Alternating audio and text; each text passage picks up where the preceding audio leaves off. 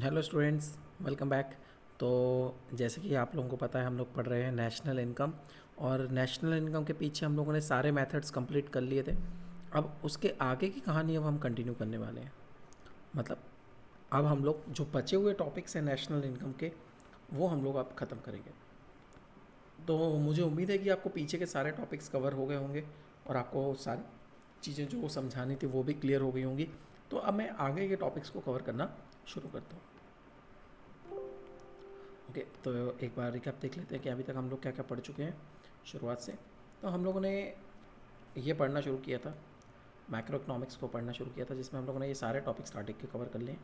Measurement of national income पे थे, तो इसमें भी जो कुछ बची कुछ चीज़ें हैं वो हम लोग कवर कर लेते। बाकी तो मैंने सारी चीज़ें आपको कवर करवा दी हैं। इंपॉर्टेंट जो कुछ भी था इस चैप्टर से रिलेटेड वो सब कुछ हम लोग कवर कर चुके हैं। तो यहाँ पर हम लोगों ने two schools of thoughts, production activities, इन सब के बारे में कवर किया था। ये अब मैं आपको सीधे ही ले चलता हूँ, इतनी सारी चीज़ें दिखाने से अच्छा मैं सीधे ही आपको ले चलता हूँ। जो लास्ट टॉपिक हम लोग कवर कर रहे थे वो था मेज़रमेंट ऑफ नेशनल इनकम। और मैं नेशनल इनकम को मेज़र करते समय हमने तीनों ही मेथड्स को कवर कर लिया था, value added method, income method और एक्सपेंडिचर मेथड। तीनों ही मेथड से हमने देख लिया था कि कैसे हम लोग इन नेशनल इनकम को कैलकुलेट करते हैं। आपके एग्ज़ाम में ये क्वेश्चंस जो आते हैं वो 6 मार्क्स का आपका एग्ज़ाम में ये क्वेश्चन आता है। अब मैं चाहता हूँ कि हम लोग थोड़े से कुछ क्वेश्चंस को प्रैक्टिस कर लें। थोड़े से कुछ क्वेश्चंस हम लोग प्रैक्टिस कर लें नेशनल इनकम के, ताकि आपकी सारी प्रॉब्लम्स खत्म हो जाए। जिसमें हम लोग अलग अलग मेथड्स के अलग अलग क्वेश्चन जो प्रीवियस ईयर एग्जाम्स में आए, थोड़े से वो क्वेश्चन प्रैक्टिस कर लेते हैं। फिर एक कॉन्सेप्ट बचेगा हमारा, नॉमिनल जीडीपी, रियल जीडीपी, ये क्या होता है, कौन सी चीज़ें, ग्रीन जीएनपी क्या होता है, कौन सी चीज़ें हैं जो नेशनल इनकम में किस तरह से ट्रीट की जाती है, किन को इंक्लूड करते हैं, किन को इंक्लूड नहीं करते हैं। और बस फिर हमारे सारे सारे क्वेश्चन खत्म हो जाएंगे। मतलब हम लोग फिर सारी चीज़ें कवर कर लेंगे, पूरा चैप्टर हमारा कंप्लीट हो जाएगा फ्रॉम माय साइड। तो ये कुछ क्वेश्चंस हैं जो मैं आपको बोल रहा हूँ कि हम लोग कुछ प्रैक्टिस कर लेते हैं कुछ क्वेश्चंस की, ठीक है ना। लेकिन यहाँ पर हमें पता नहीं चलेगा कि कौन सा आंसर सही है हमारा। तो इसलिए मैंने कुछ प्रैक्टिकल्स की स्लाइड्स है मेरे पास। ये कुछ क्वेश्चंस हैं जो प्रीवियस ईयर एग्ज़ाम्स में आए हुए हैं। तो एक काम करते हैं, इन्हीं को हम लोग प्रैक्टिस करना शुरू कर लेते हैं। यहाँ से मैं कुछ बड़े बड़े क्वेश्चंस आपके सामने उठाता हूँ और फिर हम लोग इन क्वेश्चंस को प्रैक्टिस करते हैं। लेकिन यहाँ पर भी आंसर्स नहीं दिखेंगे हमें कि एक्चुअल में आंसर क्या है, तो हम लोगों को कैसे प्रूफ होगा। तो क्या किया जाए, यहाँ पर भी आंसर्स नहीं थे, तो देखता हूँ कोई और स्लाइड हो जिसमें आंसर्स दिए गए हों।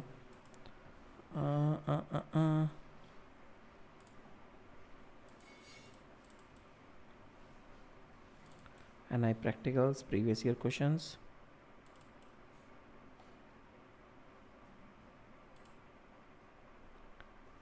चलिए, आंसर तो जहाँ पे भी नहीं है, लेकिन तो अब हमारे पास एक ही ऑप्शन बचता है कि मैं बुक ओपन करूँ आपके सामने और बुक से हम लोग क्वेश्चन सॉल्व करना शुरू करें। आंसर बाद में देख लिया, क्योंकि मैं सॉल्व कर दूंगा और आप लोगों को यकीन ना हो कि सर आपने तो गलत सलत सॉल्व कर दिया होगा, हम कैसे माने कि सही है या गलत है। इसीलिए मैं इतनी मेहनत कर रहा था कि आप लोगों को आंसर्स दिखाए जा सकें। और मेरे पास संदीप गर्ग बुक की पीडीएफ है, मैं यहाँ से क्वेश्चन सॉल्व कर देता हूँ। आप लोगों की समस्या को यहाँ पे सॉल्व हो जाएंगी, मुझे उम्मीद है। हाँ, ये देखो नेशनल इनकम की पीडीएफ स्कैन की हुई। हाँ, तो ये रहे हमारे पास क्वेश्चंस। अच्छा, ख़त्म हो गए इतनी जल्दी। अच्छा, ये पीछे वाले के थे।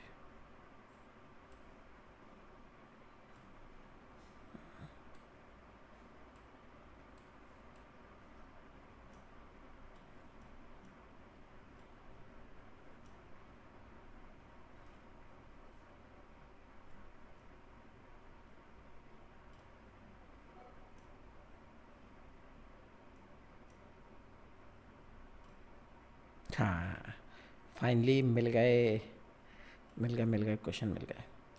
सर इतने कुछ का है हो रहा है, इसलिए हो रहा हूँ कि भैया अगर क्वेश्चन प्रैक्टिस नहीं करनी करेंगे तो काम कैसे चलेगा। मिक्स वाले क्वेश्चन चाहिए मेरे को। यहाँ पे एक्सपेंडिचर मेथड आ गया, ये आ गए मिसक्लेनियस प्रैक्टिकल्स। चलिए, मैं बस इन्हीं को ढूंढ रहा था भाइयों और बहनों, मैं सिर्फ इन्हीं को ढूंढ रहा था क्योंकि मुझे चाहिए थे बड़े क्वेश्चंस थोड़े से, ताकि आप लोगों की सारी समस्याओं को मैं जल्दी से सॉल्व कर सकूं।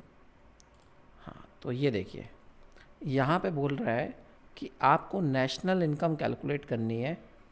नेशनल इनकम को कैलकुलेट करना है, इनकम मेथड से भी करना है और एक्सपेंडिचर मेथड से भी करना है।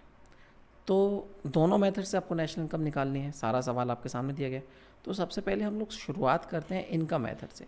आपको इनकम मेथड के कंपोनेंट पता ही हैं कि हमें एक तो कंपनसेशन ऑफ एम्प्लॉयज़ चाहिए, बाकी रेंट, इंटरेस्ट, प्रॉफिट और मिक्स्ड इनकम, ये सब चीज़ों की ज़रूरत पड़ती है। तो देखते हैं, सबसे पहले देखते हैं कंपनसेशन ऑफ एम्प्लॉयज़। यहाँ पे देखो कहीं पे कंपनसेशन ऑफ एम्प्लॉयज़,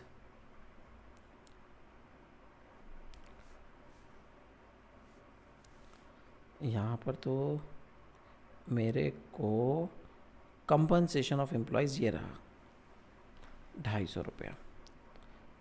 अब दूसरे नंबर पर मुझे ढूंढना है इंटरेस्ट, दिया गया है 25 रुपये।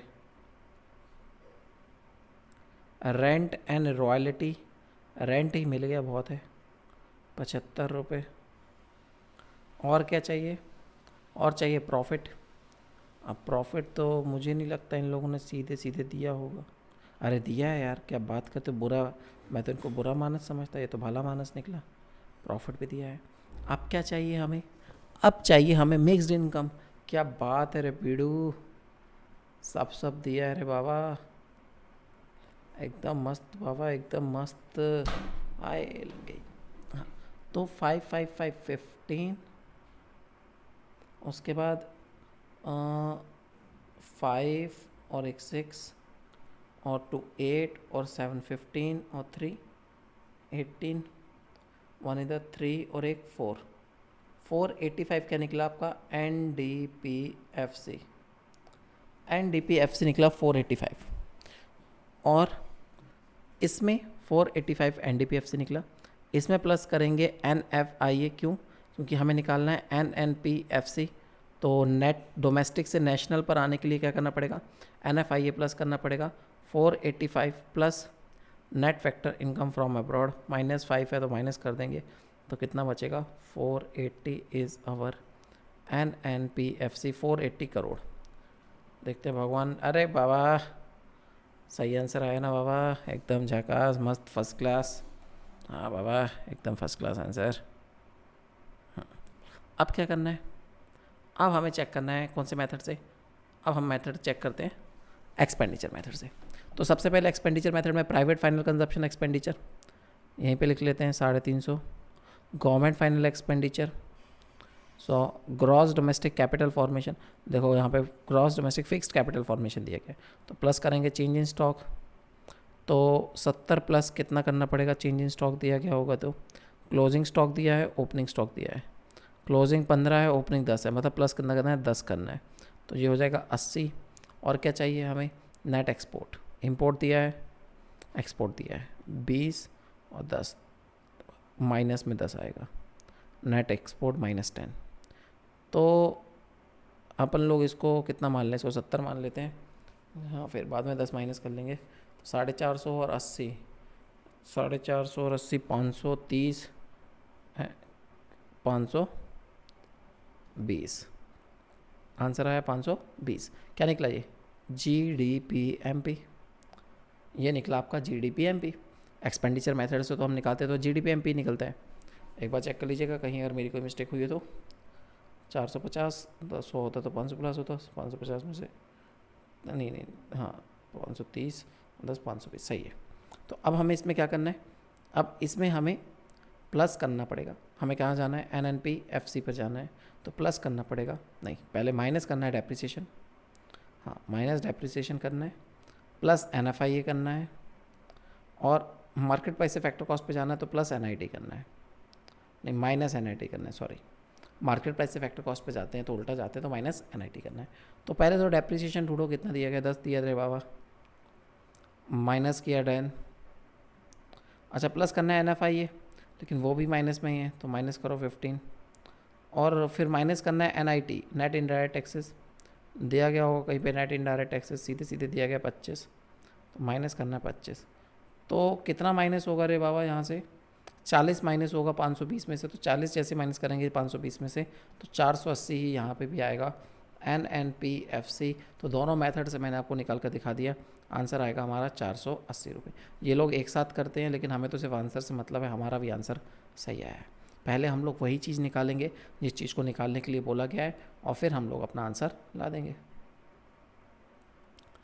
यहाँ पर भी बोला गया है नेशनल इनकम निकालनी है, NNPFC निकालना है, इनकम मेथड से और एक्सपेंडिचर मेथड से। फिर से वैसे ही करते हैं, पहले इनकम से निकालते हैं, कंपनसेशन ऑफ एम्प्लॉयज़, उसके बाद इंटरेस्ट, रेंट, रॉयल्टी है क्या कहीं पे, 100, और compensation interest rent profit 50, mixed income 50,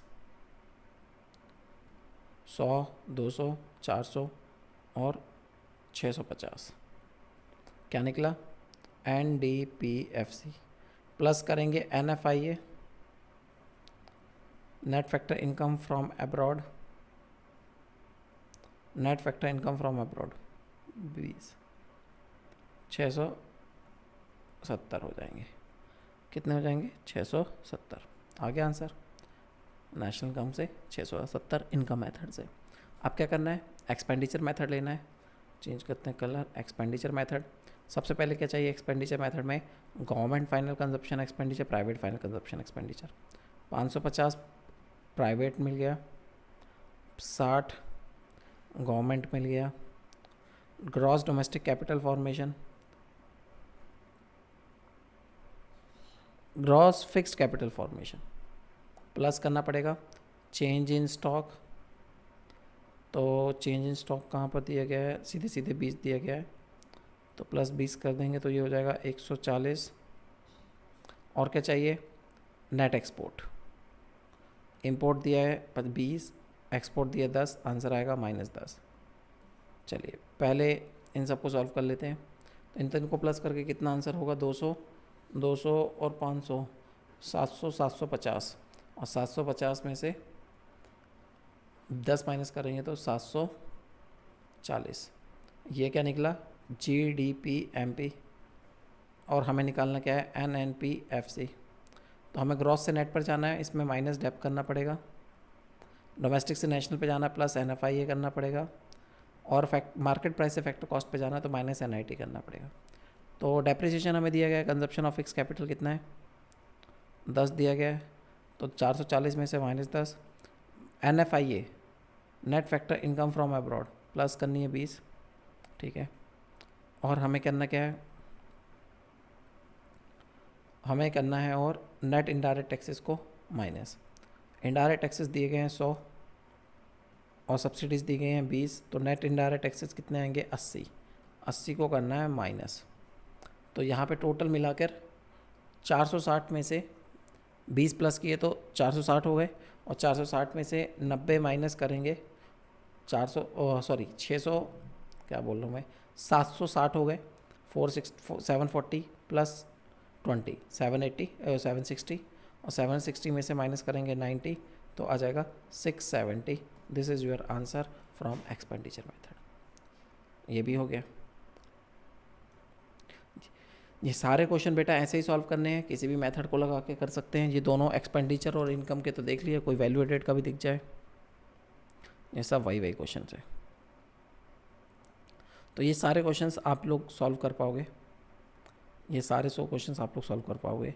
यहाँ पर बोला गया है GDP-MP निकालना है इनकम मेथड से, ये तो हम निकाल रहे थे आराम से। चलो इसको निकाल के देखते हैं, यहाँ पर थोड़ा सा उल्टा किया गया है।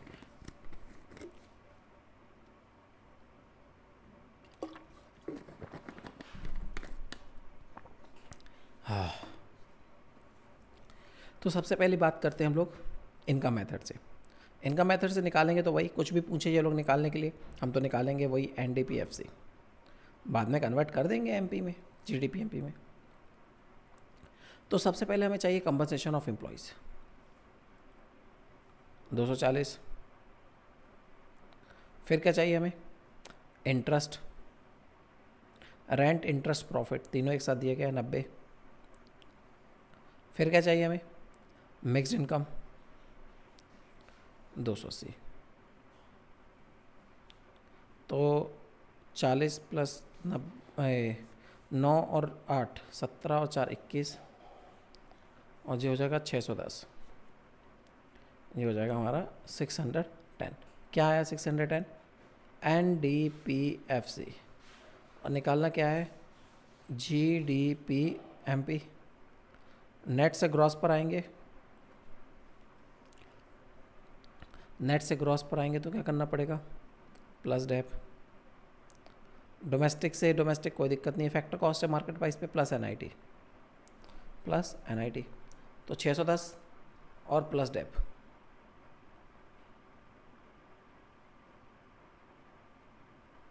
ये रहा 610 plus 40 plus net indirect taxes. कहाँ पे दिए गए हैं? Net indirect taxes.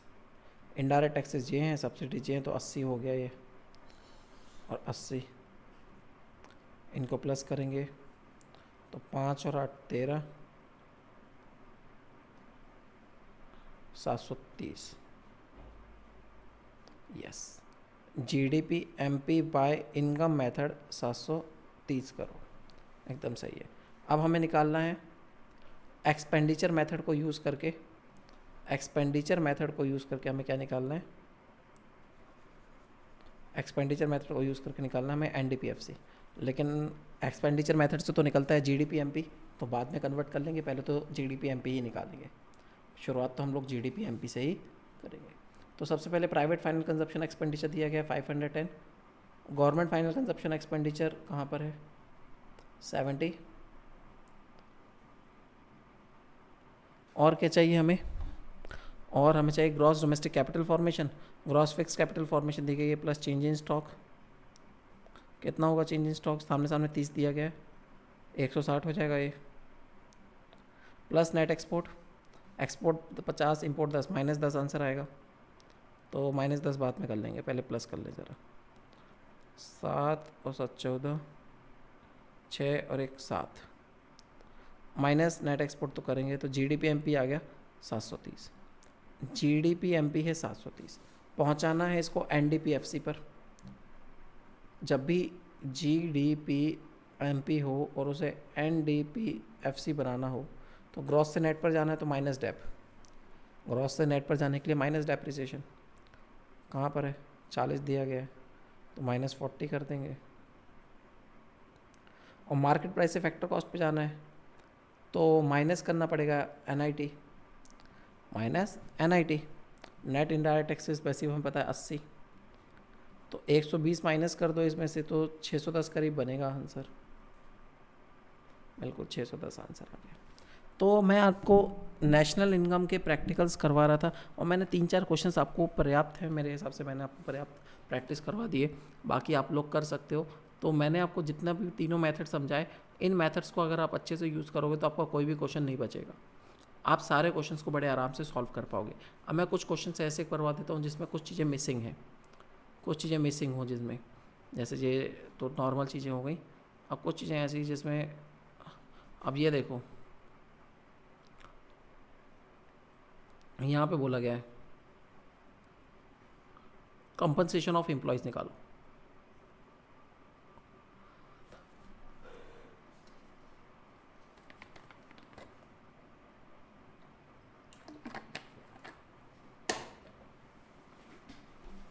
एक चीज़ और बोली गई है साथ में, डोमेस्टिक इनकम भी निकालो। थोड़ा सा इसको एक काम करते हैं, स्क्रीनशॉट ले लेते हैं और अच्छे से सॉल्व करते हैं ऐसे क्वेश्चन को भावुकतापूर्वक। आएगी क्या? आया आया क्वेश्चन आया। भैया इधर ना आओ, इधर आ जाओ। हाँ आया आया।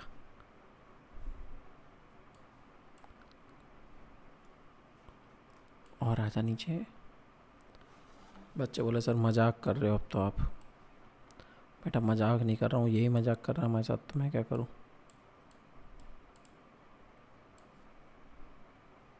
हाँ अब देख के ना, तो देखो यहाँ पर तुम्हें दिखेगा कोई मेथड नहीं बोला इन्होंने, इन लोगों ने कोई मेथड नहीं बोला यहाँ पर लगाने के लिए, लेकिन यहाँ पर तुम आइटम्स देखकर अंदाज़ा लगा सकते हो, यहाँ पर आइटम्स देखकर अंदाज़ा लगा सकते हो कि ये क्वेश्चन एक्सपेंडिचर मेथड का है और साथ में इनकम मेथड से भी हो जाएगा। लेकिन जब इन्होंने बोला है कंपनसेशन ऑफ एम्प्लॉयज़ निकालो, तो इसका मतलब तो ये है कि ये इनकम मेथड से कंप्लीट नहीं होगा, क्योंकि कंपनसेशन ऑफ एम्प्लॉयज़ अभी नहीं दिया गया है। तो पहले तो मैं इसको एक्सपेंडिचर मेथड से डोमेस्टिक इनकम निकाल के दिखाता हूँ। डोमेस्टिक इनकम का मतलब है NDPFC, और वही चीज़ जो इनकम मेथड से निकलती है। लेकिन पहले तो एक्सपेंडिचर मेथड लगाना है। तो एक्सपेंडिचर मेथड तो हमें क्या निकाल कर देता है, GDP MP निकाल कर देता है। अब एग्ज़ाम में आपको ये क्वेश्चंस कैसे सॉल्व करने हैं, मैं पूरा का पूरा वैसे ही सॉल्व करके दिखा रहा हूँ। तो जब भी वो बोले कि आपको क्या करना है, पहले नंबर पे तो हम लोग लिख देते हैं कैलकुलेशन ऑफ NDPFC ब्रैकेट में डोमेस्टिक इनकम। तो सबसे पहले GDP MP निकालेंगे। क्या फार्मूला है, private final consumption expenditure, government final consumption expenditure, gross domestic capital formation plus net export. चलिए, तो यहाँ पर सबसे पहले ढूंढो प्राइवेट फाइनल कंजप्शन एक्सपेंडिचर कितना दिया गया है, 400।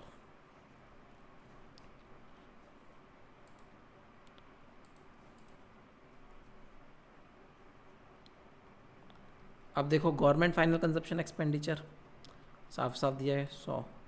अब ग्रॉस डोमेस्टिक कैपिटल फॉर्मेशन की जगह इन्होंने दिया है नेट डोमेस्टिक कैपिटल फॉर्मेशन।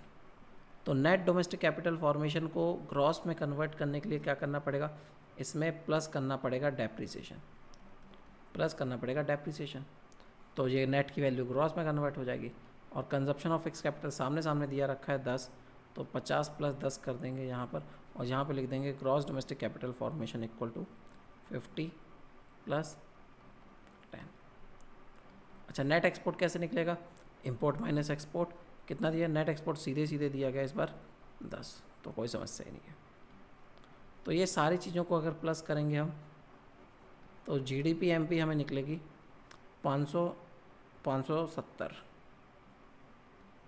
अब हमें निकालना क्या है, NDPFC, और 570 को मतलब GDP को NDP में कन्वर्ट करने के लिए सबसे पहले तो इसमें क्या करना पड़ेगा, GDP MP को NDP में बदलने के लिए सबसे ग्रॉस को नेट पे बदलने के लिए माइनस डेप, और मार्केट प्राइस को फैक्टर कॉस्ट में बदलने के लिए प्लस नहीं माइनस NIT।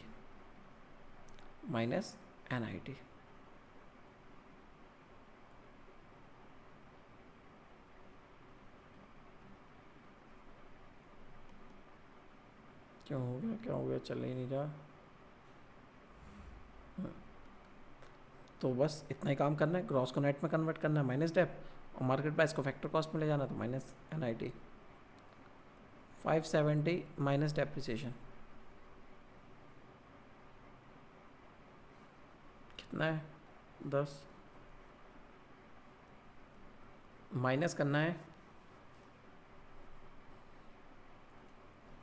NIT कितना दिया गया है, सीधे सीधे 50 दिया गया है, 50 माइनस कर दो, टोटल मिलाकर कितना माइनस होना है, 60 माइनस होना है, 510 आएगा आपका NDPFC, मतलब डोमेस्टिक इनकम। ये सब फिगर्स किस में थी, ये फिगर्स करोड़ में है, तो आपको क्वेश्चन के आगे करोड़ लिखना ज़रूरी है, अन्यथा आपका क्वेश्चन गलत भी माना जाएगा। ठीक है, ये बात हो गई। अब बात बचती है, पहले एक बार चेक कर लें NDPFC अपना 510 सही है, बाद में कोई कन्फ्यूज़न ना रहे। NDPFC 510, लो भैया डोमेस्टिक इनकम आ गई 510।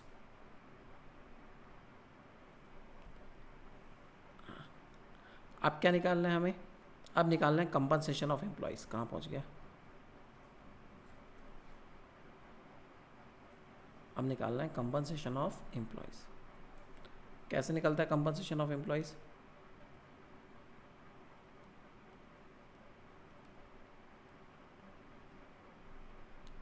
आपको पता है कंपनसेशन ऑफ एम्प्लॉयज़ निकालने के लिए क्या करना पड़ता है? हम जब NDPFC निकालते हैं तो हमें पता चलता है compensation of employees plus mixed in plus सारी वो इनकम जितनी भी है, mixed income plus rent plus royalty एक साथ आता है, प्लस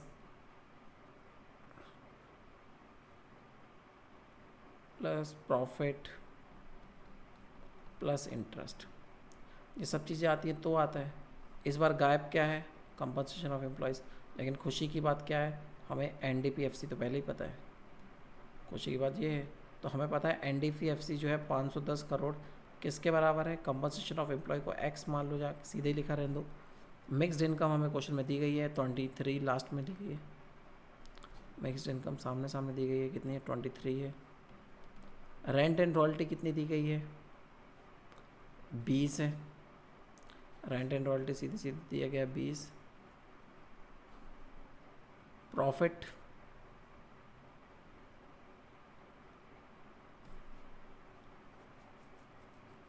नहीं दिया कहीं पे, ये है अनडिस्ट्रीब्यूटेड प्रॉफिट। इसका मतलब रिटेन्ड अर्निंग दिया है। तो जब रिटेन्ड अर्निंग दिया है तो हमें पता है कि यहाँ पे प्रॉफिट तो नहीं दिख रहा, तो डिविडेंड भी दिया है। और डिविडेंड के साथ साथ एक चीज़ और दी गई होगी, कॉर्पोरेट टैक्स। इन तीनों को प्लस करेंगे तो क्या बनेगा?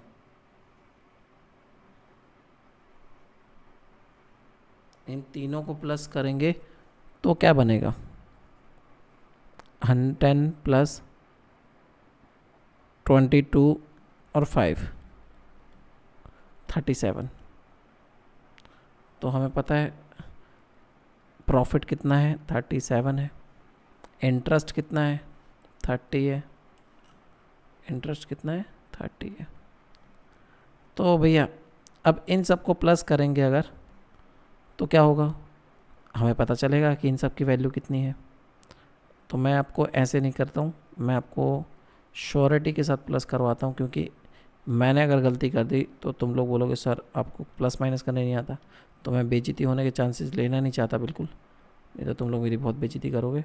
110 आया और 500 यहाँ पर है, 10 इधर ले जाएंगे। 510 माइनस 110 x इक्वल टू 400।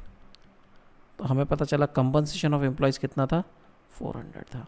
और ये रहा हमारा एग्जैक्ट आंसर, 400। तो आप लोगों को ये सारी बातें अच्छे से क्लियर हो गई होंगी कि ये सब चीज़ें कैसे कैलकुलेट की जाती है, how we can calculate this things. Okay, एक दो क्वेश्चन और देखते हैं, कि इसमें और क्या क्या दिया गया है। GNP-MP निकालने को बोल रहा है, इनकम और एक्सपेंडिचर मेथड से निकाल सकते हैं आराम से, कोई दिक्कत नहीं आएगी।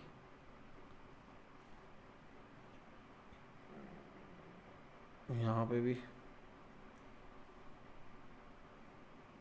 यहाँ पे देखिए क्लोजिंग स्टॉक निकालने के लिए बोला गया है। क्या बोला है? क्लोजिंग स्टॉक निकालिए। अब लेकिन निकालना क्यों है क्लोजिंग स्टॉक, ये भी समस्या है। और क्लोजिंग स्टॉक निकलता कहाँ कहाँ से है? एक तो वैल्यू एडेड मेथड में यूज़ होता है और दूसरा एक्सपेंडिचर मेथड में यूज़ होता है, और कहीं से निकलता भी नहीं है। और यहाँ पर मुझे हरकतें देख के लगता नहीं है वैल्यू एडेड मेथड का क्वेश्चन है, एक्सपेंडिचर मेथड से निकालना पड़ेगा। और GDP-MP निकालनी है इनकम मेथड से, ठीक है ना भैया, कोई दिक्कत है, हम निकाल देते हैं, दोनों ही निकाल देते हैं। लो स्क्रीनशॉट लेते हैं इसका क्वेश्चन का भी, और इसको भी ले चलते हैं अपनी ठिकाने पे, और यहाँ पर भी इसको अच्छे से सॉल्व कर देते हैं। क्या बात है सर, मज़ा ही आ गया हो भैया। हाँ, तुम थोड़ा सा फॉर्म में आ जाओ।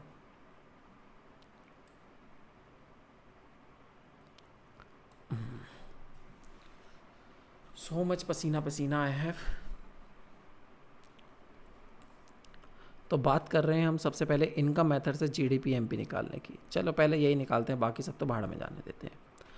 इनकम मेथड से लेकिन हमें पता है जीडीपी एमपी तो नहीं निकलने से रही, इनकम मेथड से तो निकलता है हमारा एनडीपीएफसी। और फॉर्मूला तो तन्ने पता है सब कुछ, मतलब तुम लोगों को पता है, compensation of employees plus rent and royalty plus mixed in नहीं plus interest plus profit plus mixed income. ऐसे एक इकोनॉमी की एनडीपीएफसी निकलती है। अब देखते हैं कंपनसेशन ऑफ एम्प्लॉयज़ कितना है, सामने सामने दिया है 200,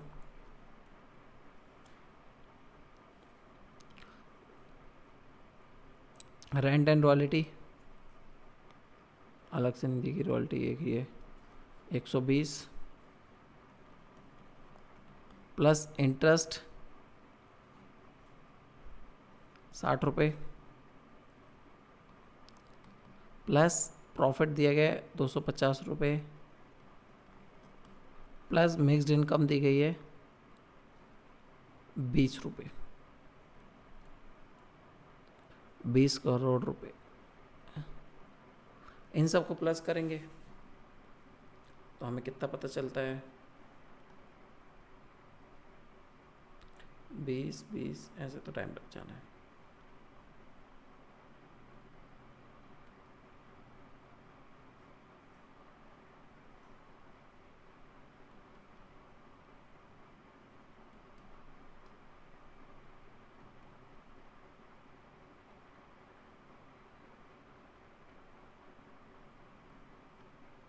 $510 ये निकला हमारा एनडीपीएफसी। किस मेथड से? इनकम मेथड से। अब हमें निकालना है जीडीपी एमपी। टास्क तो यही दिया गया है, जीडीपी एमपी निकालो। तो हमें क्या करना पड़ेगा, एनडीपीएफसी की वैल्यू को कन्वर्ट करना पड़ेगा जीडीपी एमपी में। तो ग्रॉस को नेट, नेट को ग्रॉस में कन्वर्ट करना है, प्लस डेप डोमेस्टिक, ठीक है, प्रोडक्ट फैक्टर कॉस्ट से मार्केट प्राइस प्लस एनआईटी। तो एनडीपीएफसी तो हमें पता है क्या है, एनडीपीएफसी तो हमें पता है कितना है, 510 प्लस डेप्रिसिएशन प्लस एनआईटी। तो अब डेप्रिसिएशन कितना लगा है, 30 करोड़ और नेट इनडायरेक्ट टैक्सेस सब्सिडीज दी गई हैं,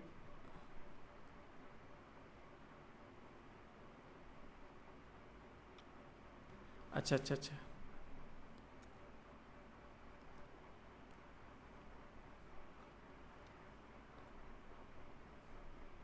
ये रहे नेट इनडायरेक्ट टैक्सेस 60 और 10, 60 में से 10 गए, 60 में से 10 गए 50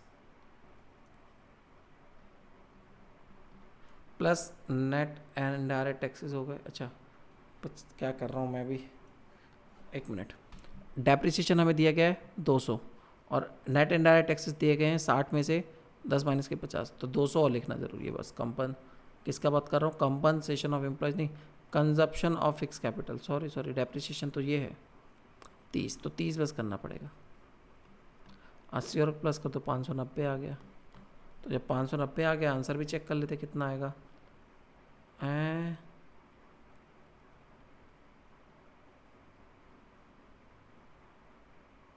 जीडीपी एमपी का फॉर्मूला गलत लगा, नेट वैल्यू दी गई है, ग्रॉस वैल्यू पे जाना है, प्लस डेप होगा प्लस एनआईटी होगा,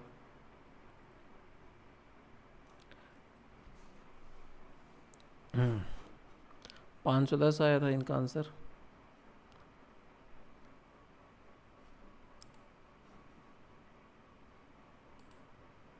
दो सौ प्लस 120 प्लस 20 प्लस 250 प्लस 200। तो मैं 510 क्यों लिख रहा हूँ, 610 लिखना चाहिए था। अपन अजीब आदमी है। 610 माइनस 80, 610 और माइनस 80 कितना आंसर आएगा,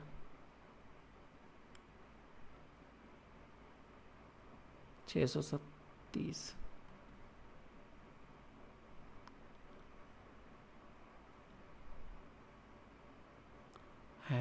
क्या हो रहा है ये?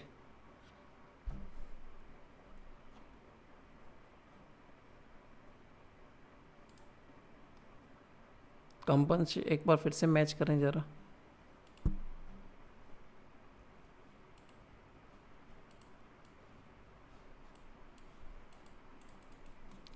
मिट क्यों नहीं रहे हैं?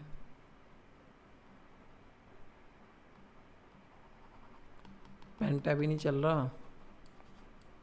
चला? हाँ चलने लगा। फिर से मिलाते हैं। Compensation of employees 200, rent and royalty 120, interest 150, और हमने क्या लिखा है? हमने 120 लिखा है यार। वही हम कहूँ गलती कहाँ पर हो रही है। 150,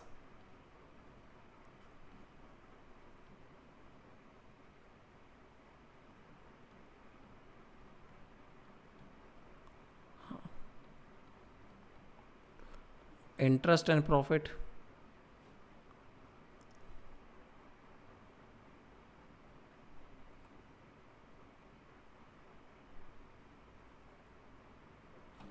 प्रॉफिट भी कितना है? 250।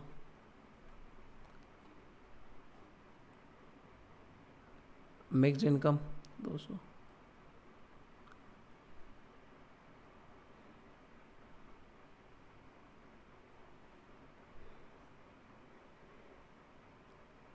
मैं गलत क्यों कर रहा हूँ? तो सही तो कर रहा हूँ। 200 प्लस 120 प्लस 150 प्लस 270 740। अरे यार घूम फिर के फिर वहीं पे कहानी अटक गई। अच्छा हाँ, ये आएगा 740, और 740 में प्लस करोगे डेप्रिसिएशन और प्लस करोगे NIT, तो 740 प्लस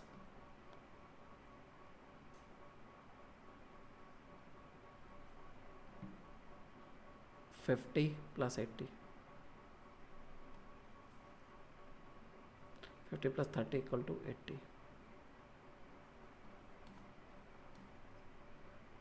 820 GDP MP का आंसर। GDP MP का आपका आंसर 820। अब GDP MP को किस में कन्वर्ट करना है? Where we have to convert the GDP MP। GDP MP को हमें कन्वर्ट करना है क्लोजिंग स्टॉक में। मतलब ये है कि हमें निकालना तो GDP MP था, लेकिन अब हमें क्लोजिंग स्टॉक निकालना है। और कौन से मेथड से निकालना है वो तो आपको पता ही है। क्रॉस वैल्यूएटेड मेथड से हमें क्लोजिंग स्टॉक, क्रॉस वैल्यूएटेड नहीं, ये एक्सपेंडिचर मेथड। एक्सपेंडिचर मेथड में हमें पता है private final consumption expenditure, government final consumption expenditure, compensation of employees जिसको आप लोग फ्री पीरियड या लंच टाइम भी देते हो, फ्री पीरियड या लंच टाइम, क्या बोल रहा हूँ ये? अरे बच्चे बोलेंगे सर कहाँ भटक गए हो आप, सो गए क्या? नहीं बेटा मजाक कर रहा था, कहीं का कहीं पहुँच गया था मैं भी बोलते बोलते। अच्छा, यहाँ पर फिर से फोकस करते हैं। Private final consumption expenditure, government final consumption expenditure, gross domestic capital formation. ये क्यों हैंग हो रहा है भैया? तुम भी मेरी तरह हैंग हो रहे हो। तो यहाँ पे आएगा गवर्नमेंट फाइनल कंजप्शन एक्सपेंडिचर और प्लस आता है मिक्स्ड इनकम। अरे net indirect tax, sorry net indirect. अरे यार बच्चे बोले सर आपको नींद आने लगी अब तो, सॉरी बेटा। अब आएगा यहाँ पर नेट एक्सपोर्ट। तो अब प्राइवेट फाइनल कंजप्शन एक्सपेंडिचर ढूंढो कितना है क्वेश्चन के अंदर। ये लैपटॉप हैंग कर रहा है यार।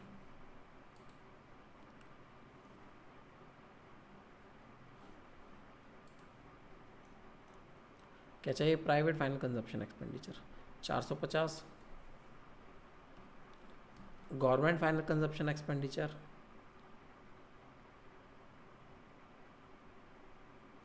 50 है, फिर से देख लो एक बार, 50 इतनी कम।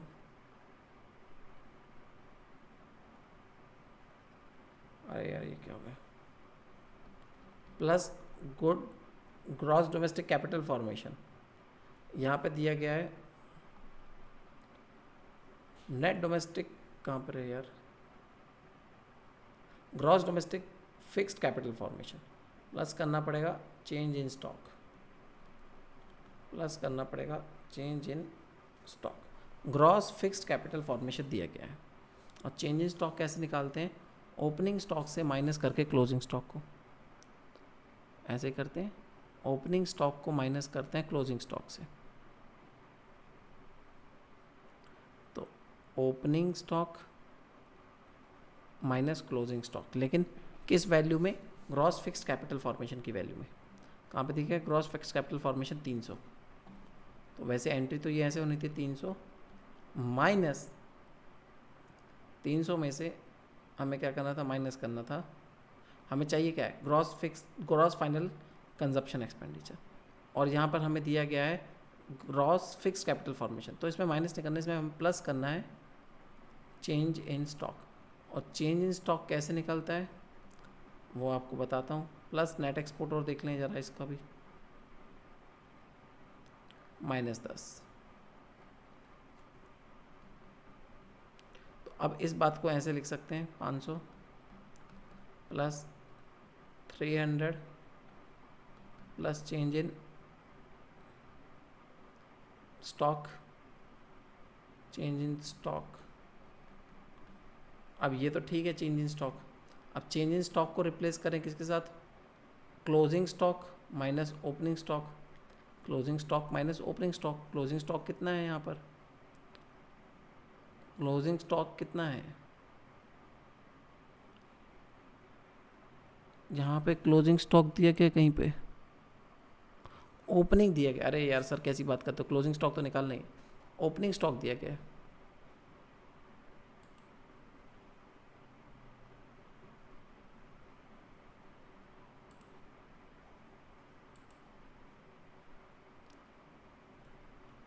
कहाँ पे खुल रहा है ये, अच्छा यहाँ पर हमें क्लोजिंग स्टॉक निकालना है, ओपनिंग स्टॉक दिया हुआ है, तो ठीक है चलो कोई दिक्कत नहीं है। GDP/MP equal to 500 plus closing stock minus opening stock, opening stock बस दिया हुआ है कितना है, 10 दिया है, और अब क्या करनी पड़ेगी, -x, अब क्या करना पड़ेगा, -x चलना पड़ेगा।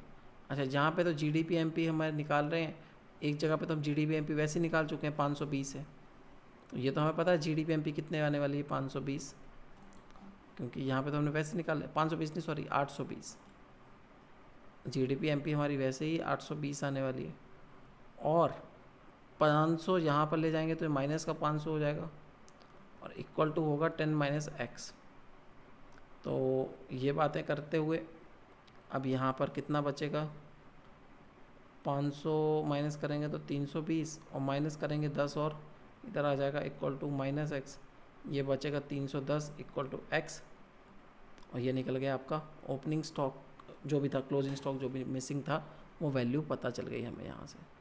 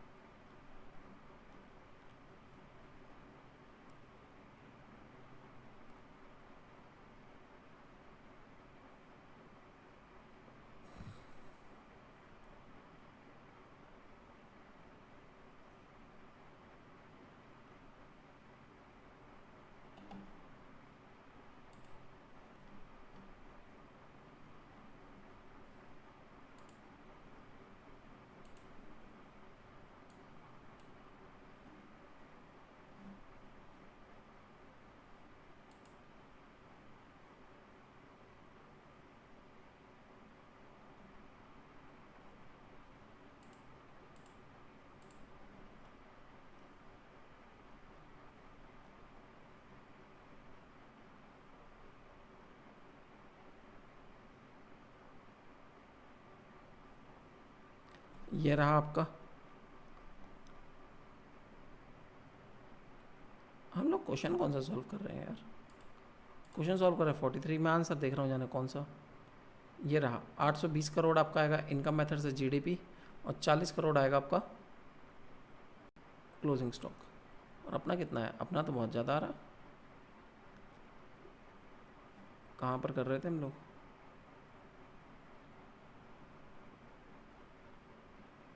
अपनी जीडीपी 820 आई थी।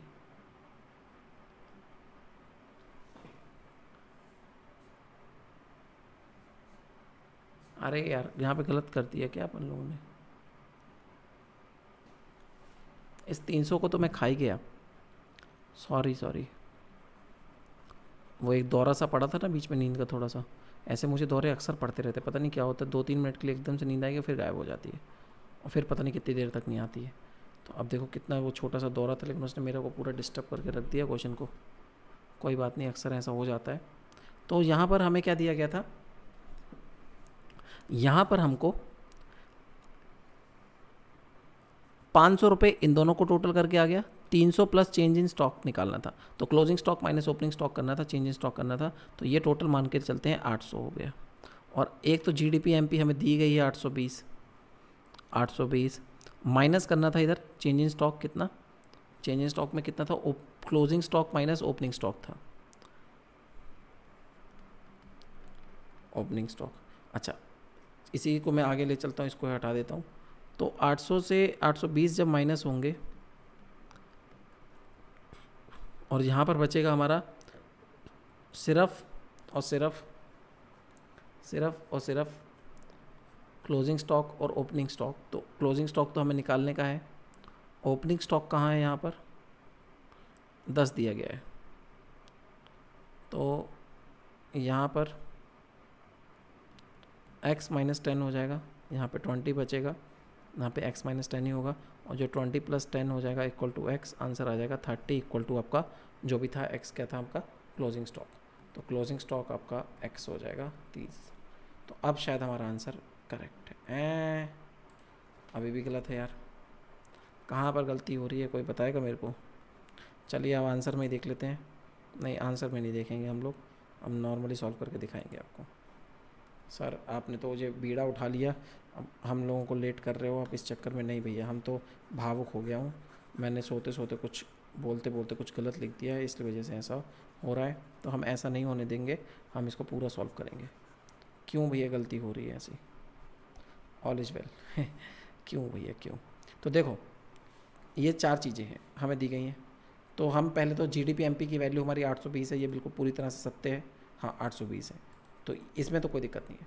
चलो तो 820 इधर लिख लेते हैं, 820 equal to private final consumption expenditure, फिर से देखते हैं कितना है, कहाँ पर गलती कर दी हमने, 450 रुपये, कोई प्रॉब्लम नहीं है, अक्सर हो जाती हैं।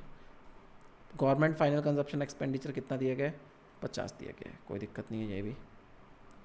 अब गवर्नमेंट फाइनल कंजप्शन एक्सपेंडिचर कितना दिया गया है, यहाँ पे दिया गया है गवर्नमेंट फाइनल यानी ग्रॉस डोमेस्टिक कैपिटल फॉर्मेशन। अब ग्रॉस डोमेस्टिक कैपिटल फॉर्मेशन की जगह जहाँ पर दिया गया है ग्रॉस फिक्स कैपिटल फॉर्मेशन, तो इसमें हमें करना पड़ता है चेंज इन स्टॉक, इसमें करना पड़ता है हमें चेंज इन स्टॉक, तो हमने शायद यहीं पे गलती कर दी। ग्रॉस फिक्स कैपिटल फॉर्मेशन को निकालने के लिए हमें क्या क्या करना था, हमें यहाँ पर चाहिए था gross domestic capital fixed formation, और इसके साथ प्लस करना था हमें चेंज इन स्टॉक। तो चेंज इन स्टॉक कितना था, x माइनस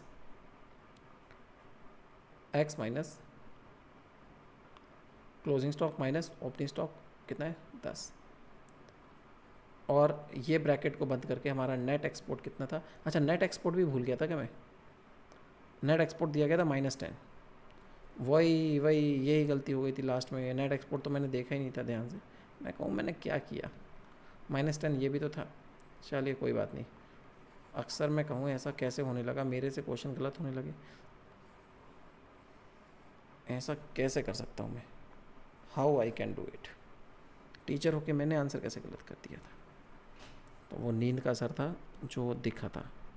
तो यहाँ पे 500 प्लस इसको 300 आ जाने दो यहाँ पर, और इसको रखा रहने दो ब्रैकेट में, -10 -10 10 माइनस, ये समस्या बन गई यहाँ पे पूरी, ठीक है।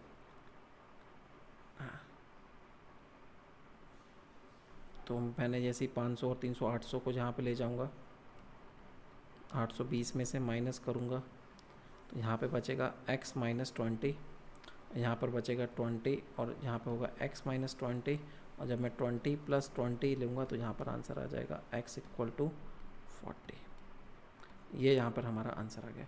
आपको हुई असुविधा के लिए हमें बहुत खेद है, ऐसा नहीं होना चाहिए था, मेरे से ये मिस्टेक नहीं होनी चाहिए थी, फिर भी आई committed the mistake, I apologise for it. मैं शायद इसको मिस कर गया था 10 को। तो चलिए, तो मैंने आपको ये वाला क्वेश्चन भी सॉल्व करके दिखा दिया। तो यहाँ तक बात रही कि मैंने आपको सारी की सारी चीज़ें इस टॉपिक से रिलेटेड सॉल्व करके दिखा दी हैं।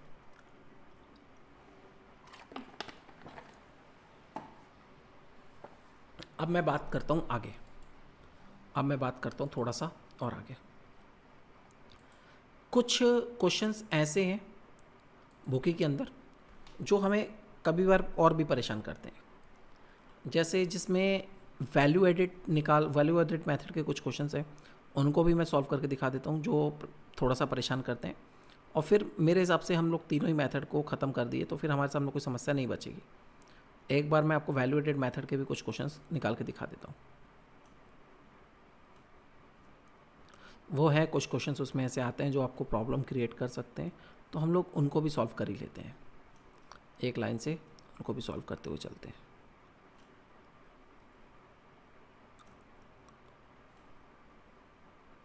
कहाँ गए भैया, क्वेश्चन ही गायब हो जाते हैं, 1 मिनट में क्वेश्चन गायब हो गए। हाँ, जैसे ये रहा, स्टार्टिंग के कुछ क्वेश्चन थे, मैं सोचा था आपको लास्ट में करवा दूंगा। यहाँ पर 3 चीज़ें निकालनी है। फर्म ए ने कितना वैल्यूएट किया, फर्म बी ने कितना वैल्यूएट किया, जीडीपी कितना है मार्केट प्राइस पर, और एनडीपीएफसी कितना है। तो यहाँ पर देखो 2-2 फर्म का डेटा दिया गया है, और ये हमें कई बार कंफ्यूज कर देते हैं क्वेश्चंस बच्चों को कि क्या करना है ऐसे क्वेश्चंस में। तो मैं इसका भी स्क्रीनशॉट ले लेता हूँ, पहले तो मिटा देता हूँ। अब स्क्रीनशॉट ले लेते हैं और इसको भी हम लोग डिटेल में सॉल्व करते हैं।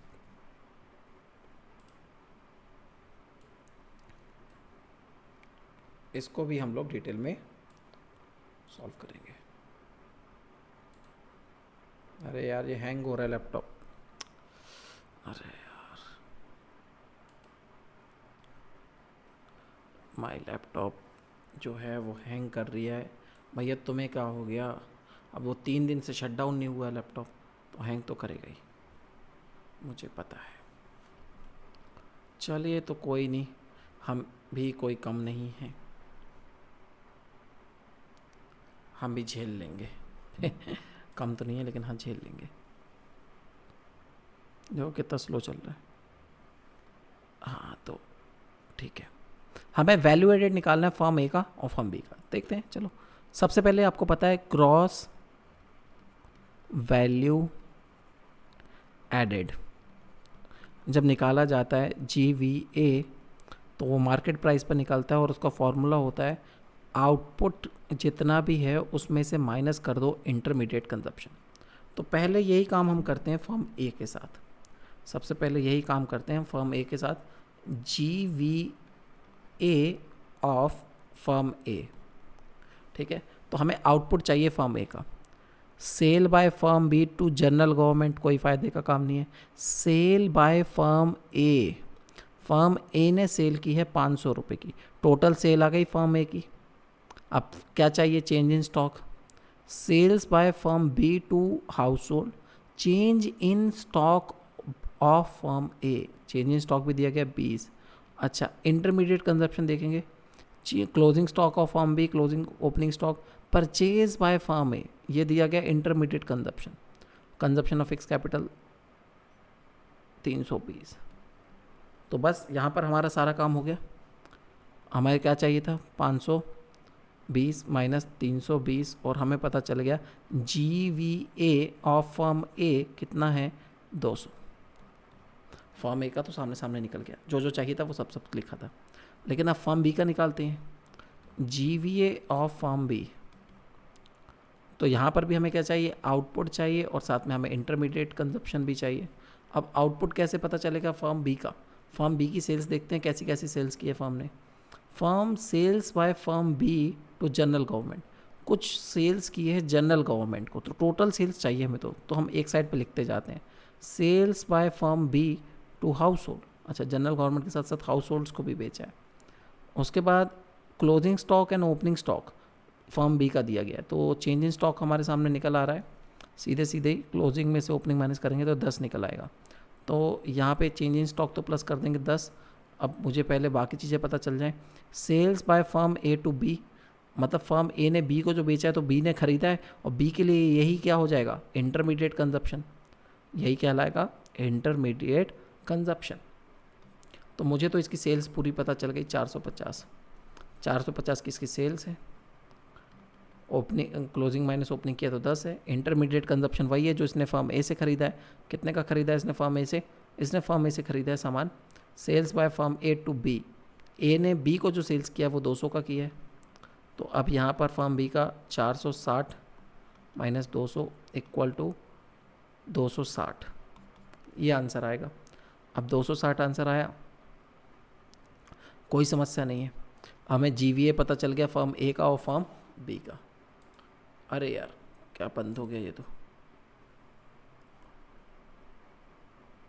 ये देखिए हमारा आंसर आ गया 200 एंड 260, हमने दोनों का निकाल दिया, हमारा आंसर बिल्कुल सही है, मिल जाएगा वहीं पे। तो ये कितना मिल गया, जीवीए फर्म ए का 200 और जीवीए फर्म बी का 260। अब हमें निकालना क्या क्या है, हमने दोनों का जीवीए तो अलग अलग निकाल दिया, अब हमें जीडीपी निकालनी है मार्केट प्राइस की। जब भी आपको जीडीपी निकालनी पड़े, जब भी आपको जीडीपी निकालनी हो, तो जीडीपी एट मार्केट प्राइस निकालने के लिए जितनी भी फर्म्स का जीवीए है, जीवीए ऑफ फर्म ए और प्लस कर देंगे जीवीए ऑफ फर्म बी, तो 200 प्लस 260 ये हो जाएगा 460, और ये हो जाएगा 460। और अब क्या बचा, अब क्या निकालना है, एनडीपीएफसी, ये तो निकल गया जीडीपीएमपी। अब निकालना है हमें एनडीपीएफसी, तो हमें जीडीपीएमपी की वैल्यू तो दी गई है, ग्रॉस से नेट पर जाएंगे, इसी में माइनस रैप कर देंगे, फिर डोमेस्टिक से मार्केट प्राइस से फैक्टर कॉस्ट पर आना है, माइनस कर देंगे एनआईटी, नेट इनडायरेक्ट टैक्सेस। तो जीडीपी तो है 460 माइनस डेप्रिसिएशन देख लो, 120 दिया है, कंजप्शन ऑफ फिक्स कैपिटल सामने सामने दिया है 120, नेट इनडायरेक्ट टैक्सेस कितने दिए गए हैं, इनडायरेक्ट टैक्सेस दिए गए हैं, सब्सिडीज़ तो नहीं लिखी हैं, सब्सिडीज़ दोनों फर्म ने कितनी ली हैं नहीं दी गई, तो 75 ही मान लेते हैं, 0 मान लेंगे सब्सिडीज़। लो भैया, तो ये हो गया 195.46, 5 और यहाँ पे कितना बचा, 15 में से 9 गए 6 और 295। एनडीपीएफसी 295, आंसर देख लेते हैं।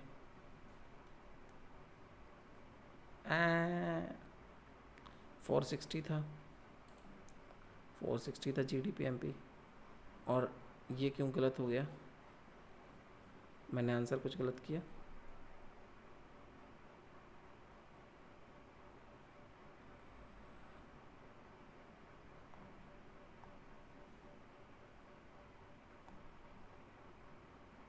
मैंने सब कुछ तो सही किया, तो फिर मेरा क्यों गलत आ रहा है, कैलकुलेशन मिस्टेक, फिर से कैलकुलेशन हो रही है गलत। अरे भैया क्या हो रहा है ये, 460 265 ये कैसे हो सकता है, कर तो मैं सही रहा था, ये मैंने 95 कैसे जो भी हो। अच्छा मेरा दिमाग भी ख़राब है, आंसर मैं 265 ही निकाल रहा हूँ, लिख मैं 295 रहा हूँ, भगवान मेरे को थोड़ी सी बुद्धि दे दो, इतनी बुद्धि है थोड़ी सी और दे देते, देखना दिमाग, आंसर मैंने बिल्कुल सही कैलकुलेट किया है और लिख यहाँ पे 295 रहा हूँ। अक्सर ऐसा होता है भैया, अक्सर शादी की वजह से हरकतें हो जाती हैं, दिमाग मानसिक संतुलन खिसक गया है मेरा भी लगता है, तो कोई बात नहीं बेटा, हाँ, वैसे हम लोगों ने जितने भी क्वेश्चन थे उनको अच्छे से तो प्रैक्टिस कर ही लिया है। ठीक है, तो अब हम लोग, मैं आपको एक ऐसी सूचना देना चाहता हूँ जो देना बहुत ज़रूरी रहती है हर बार, और वो आपकी सूचना आपके बहुत काम आ सकती है। उन बच्चों के स्पेशली जो पहली बार ये लेक्चर देख रहे होते हैं, उनके लिए तो बहुत ही कारगर खास साबित होगी ये इन्फॉर्मेशन। तो भाइयों और बहनों, भाइयों और बहनों, आप सभी का बहुत बहुत स्वागत था इस क्लास में जो कि हम ले रहे थे अनअकैडमी पर आप सभी की। और यहाँ पर मैं आपको जो पढ़ा रहा था वो मैं इकोनॉमिक्स पढ़ा रहा था, और ये है अनअकैडमी का एक ऑनलाइन यूट्यूब प्लेटफॉर्म। अभी आप लोग अनअकैडमी का ऐप डाउनलोड कर सकते हो और अनअकैडमी का ऑनलाइन प्लेटफॉर्म ज्वाइन कर सकते हो जो इंडिया का सबसे बड़ा एजुकेशनल प्लेटफॉर्म है। मैं अनअकैडमी का एक वेरीफाइड एजुकेटर हूँ। मेरा नाम है भारत अनुरागी और मैं पढ़ाता हूँ 11th एंड 12th क्लास के बच्चों को कॉमर्स। मैंने नेट क्वालिफाइड किया है, MBA, MCOM, BCOM, B.Ed, PGDC, this is my qualification. 5 साल से टीचिंग कर रहा हूँ। अनअकैडमी पे आस्क का डाउट फीचर फ्री है। आप जाकर अनअकैडमी पर अपने डाउट्स पूछ सकते हैं, अनलिमिटेड डाउट पूछ सकते हैं, कभी भी पूछ सकते हैं। आपको वीडियो क्वालिटी के अंदर बेस्ट क्वालिटी का सॉल्यूशन दिया जाएगा। डाउट पूछने के लिए क्या करना है, आपको अनअकैडमी ऐप पर जाना है। ऐप पर आपको ऑप्शन दिखेगा आस्क का डाउट का। आस्क का डाउट ऑप्शन पे क्लिक करना है। वहाँ पर अपने डाउट के फ़ोटो क्लिक करनी है, या फिर आप गैलरी से भी चूज़ कर सकते हो। और फिर उसके बाद फ़ोटो को क्लिक करके अपलोड करना है। जैसे आप फ़ोटो को क्लिक करके अपलोड करोगे, फिर वहाँ पे अपने डाउट का क्रॉप कर देना है। और जैसे आप अपने डाउट को क्रॉप करोगे, उसको सेंड करना है। वहाँ पे अपने सब्जेक्ट का नाम चूज़ करना है, जिस सब्जेक्ट में वो आएगा। जहाँ पर अभी कॉमर्स के लिए अप्लीकेबल नहीं है, और फिर बस आपको सेंड कर देना है। अनअकैडमी पर अगर आप नए हो और आप प्लस प्लेटफॉर्म के बारे में नहीं जानते हो तो जान लीजिए। अनअकैडमी का प्लस प्लेटफॉर्म एक लेवल ऊपर है, प्रो लेवल का फंक्शन है। यहाँ पर आपको बस एक सब्सक्रिप्शन लेना पड़ता है।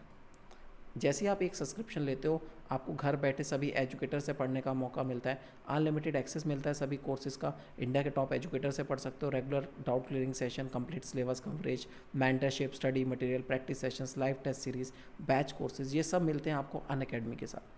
तो मैं आपको रिकमेंड करूँगा, अगर आप लोग अनअकैडमी प्लस ज्वाइन करते हो, मतलब आपको एक सब्सक्रिप्शन लेना है। आप सारे एजुकेटर से पढ़ पाओगे, सारे सब्जेक्ट पढ़ पाओगे, सारे टॉपिक्स पढ़ पाओगे, सारे कोर्सेज पढ़ पाओगे। जितने भी बैचेस अनअकैडमी पे चलेंगे, सारे के सारे बैचेस को अटेंड कर पाओगे। सब कुछ अटेंड करने का आपको मौका मिलेगा। ये सब आप कर पाओगे विद जस्ट वन सब्सक्रिप्शन, सिर्फ एक सब्सक्रिप्शन लेके। तो वो सब्सक्रिप्शन मैं आपको रिकमेंड करूँगा कि आप लीजिएगा, जहाँ तो 12 महीने का, जहाँ आप 24 महीने का। इनमें से आप जो भी लेना चाहें वो आपके लिए बेस्ट रहेगा। अच्छा, 24 महीने का उन बच्चों के लिए जो 10th से अभी 11th में आए हैं, जिन्हें 11th एंड 12th दोनों पढ़नी है, उनके लिए 24 महीने का सबसे बेस्ट रहेगा। क्योंकि अभी ऑफर भी चल रहा है। अगर आप 24 महीने का सब्सक्रिप्शन लेते हो तो 4 महीने का एक्स्ट्रा फ्री भी मिल रहा है। और जो बच्चे अभी अभी नए नए 12th में आए हैं, उनके लिए 12 महीने का। तो आप ले लीजिए, आपको बेस्ट एजुकेटर से पढ़ने का मौका मिलेगा। और अगर ये कोड यूज़ करते हो तो आपको मिलेगा 10% का डिस्काउंट। तो बेटा, अनअकैडमी का आइकॉनिक सब्सक्रिप्शन भी ले सकते हो आप लोग। Personal mentor, light out solving sessions, weekly report. अच्छा, आइकॉनिक प्रो से भी ऊपर ज़्यादा है, मतलब प्लस से भी एक कदम ज़्यादा है। इसमें आपको अनअकैडमी प्लस के तो सारे बेनिफिट मिलते ही हैं, साथ में आपको एक पर्सनल मेंटर देते हैं, light out solving session, weekly report, parent connect, study planner, ये सब भी आपको मिलता है। तो इसके प्राइजेस भी आपके सामने हैं। ये इनमें से भी मैं आपको वही सेम रिकमेंड करूँगा, 12 महीने या 24 महीने। कोड यूज़ कर सकते हो बी अनुरागी लाइव, यहाँ पर भी 10% का डिस्काउंट लेने के लिए। तो मेरा ये कोड मैंने आपको बता दिया, बी अनुरागी लाइव, इसको भूलिएगा मत। ये आपको 10% का डिस्काउंट दिलवाएगा। और मेरे अनअकैडमी पर बहुत सारी फ्री क्लासेस होती हैं। उन फ्री क्लासेस को यूज़ करने के लिए भी आप लोग क्या कर सकते हो, मेरा कोड यूज़ कर सकते हो, बी अनुरागी लाइव, और ये कोड भी आपको वहाँ पे फ्री क्लासेस लेने में मदद करेगा। तो आई होप आपको ये सारी बातें क्लियर हो गई होंगी। अब आपको कोई भी डाउट नहीं होगा। तो फिर अब हम लोग आगे कंटिन्यू करते हैं अपना नेशनल इनकम का चैप्टर। तो नेशनल इनकम में हमने प्रैक्टिकल्स तो सॉल्व कर लिए, we have done with the practicals. तो हमने प्रैक्टिकल्स तो सारे सॉल्व कर लिए। अब हम लोग थोड़ा सा और आगे ले चलते हैं इसको, और आगे अब जो भी टॉपिक्स बचे हैं इस चैप्टर के, बचे कुछ टॉपिक्स, उसको ख़त्म करते हैं। मैं रिकमेंड करता हूँ आप लोगों को 2 मिनट का हम लोग लाइव ब्रेक ले लेते हैं। मैं क्लास बंद नहीं कर रहा हूँ, आप लोग कंटिन्यू चलते हैं। मैं 2 मिनट का पानी पी लो, आप लोग भी 1 घंटा हो गया आप लोगों को कंटिन्यू मेरे को झेलते हुए। तो मैं अब आपको बचे हुए टॉपिक्स पर लेके आता हूँ। जीडीपी डिफ्लेटर पर जो एक टॉपिक बचा हुआ है, जिसको नॉमिनल जीडीपी और रियल जीडीपी का कॉन्सेप्ट भी बोलते हैं, नॉमिनल जीडीपी।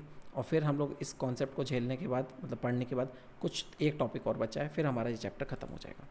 ठीक है, नॉमिनल जीडीपी, रियल जीडीपी का कॉन्सेप्ट हम लोग 1 मिनट में स्टडी कर रहे हैं पढ़ने के लिए।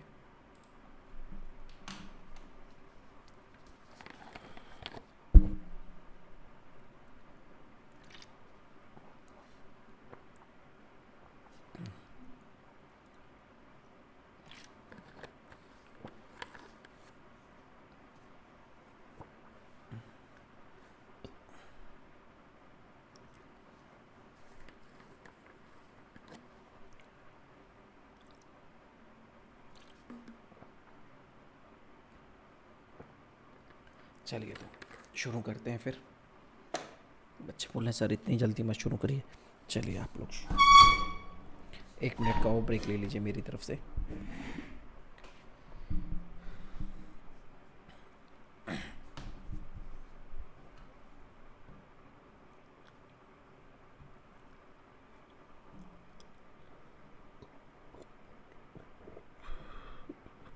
Just taking 2 minutes break.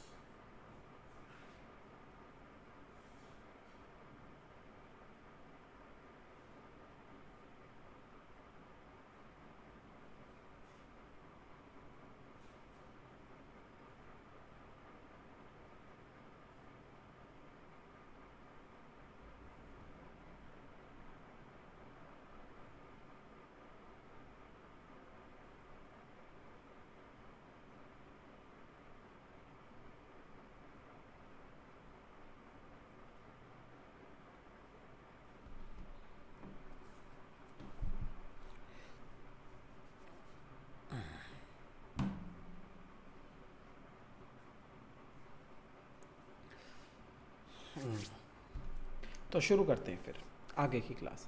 तो मैं अब आपको बताने जा रहा हूँ 2 और इम्पोर्टेंट टॉपिक। एक है नॉमिनल जीडीपी और एक है हमारे सामने रियल जीडीपी। इन दोनों में अंतर क्या है, इन दोनों में अंतर क्या है और ये दोनों कैलकुलेट कैसे होती है, तो इसको हम लोग अब समझना शुरू करते हैं। तो एक तो हमें पढ़ना है नॉमिनल जीडीपी को और दूसरा रियल जीडीपी को। तो चलिए इसको शुरू करते हैं। तो भैया देखिए, nominal GDP is a GDP evaluated at market prices. Therefore, nominal GDP will include all the changes in a market that have occurred during the current year due to inflation or deflation. अब आप लोग बोलोगे sir what is this is very लोचा। तो इस लोचे को मैं आपको ख़त्म कर देता हूँ। फिर भी मैं आपको नॉमिनल जीडीपी के मामले में बता देता हूँ, आपको जानकर बहुत खुशी होगी। ये डेटा काफ़ी थोड़ा सा पुराना हो गया, ये लॉकडाउन के पहले का डेटा है, जब तक कोरोना वायरस नहीं आया था। इंडिया की जीडीपी जो थी दुनिया की 5th लार्जेस्ट जीडीपी बन चुकी थी। यूएस की नंबर 1 है, चाइना की नंबर 2 है, जापान की नंबर 3 है, जर्मनी की नंबर 4 है और हम लोग 5th पे पहुंच गए थे। हमने यूके की जीडीपी को पीछे कर दिया था और फ्रांस को हम पीछे पहले ही कर चुके थे। तो अर्थव्यवस्था के मामले में दुनिया की 5वीं सबसे बड़ी इकॉनमी बन चुके थे हम जीडीपी के मामले में। और ये जो जीडीपी यहाँ पर शो कर रहे हैं, ये जीडीपी है नॉमिनल जीडीपी, करंट प्राइजेस पर। अब आपको नहीं समझ में आ रहा होगा सर ये नॉमिनल और रियल का कॉन्सेप्ट आप कहाँ से ढूंढ रहे हो, ये हम लोगों को पहले समझाओ। तो मैं आपको थोड़ा सा इस एग्जांपल को मैं दिखाऊंगा आपको, पहले मैं आपको थोड़ा सा और क्लियर कर देता हूँ। यहाँ पर मान के चलते हैं कि आज 2021 चल रहा है। बच्चे बोले सर बेवकूफ़ी वाली बातें करते हो आप कभी कभी, ये चीज़ें माननी नहीं पड़ती हैं, ये सच में चल रहा है। अच्छा सॉरी, मैंने बोला ना अक्सर टीचर लोग शादी के बाद ऐसी हरकतें करने लगते हैं जैसे मैं करता हूँ कभी कभी। कुछ तो मैं जानबूझ के करता हूँ, कुछ अपने आप हो जाती हैं। ये जानबूझ के की गई हुई थी, कुछ पहले जो हुई हैं इससे पहले वो हो गई थी। अच्छा, तो 2021 की ये है। अब मान के चलता हूँ एक और जीडीपी है 2011 की, आज से 10 साल पहले चलते हैं, ठीक है, 2011 की। 2011 में हम एज्यूम कर रहे हैं कि हमने किस चीज़ का प्रोडक्शन किया। मेरे पास एक और चीज़ हमारे आसपास पड़ी हुई है,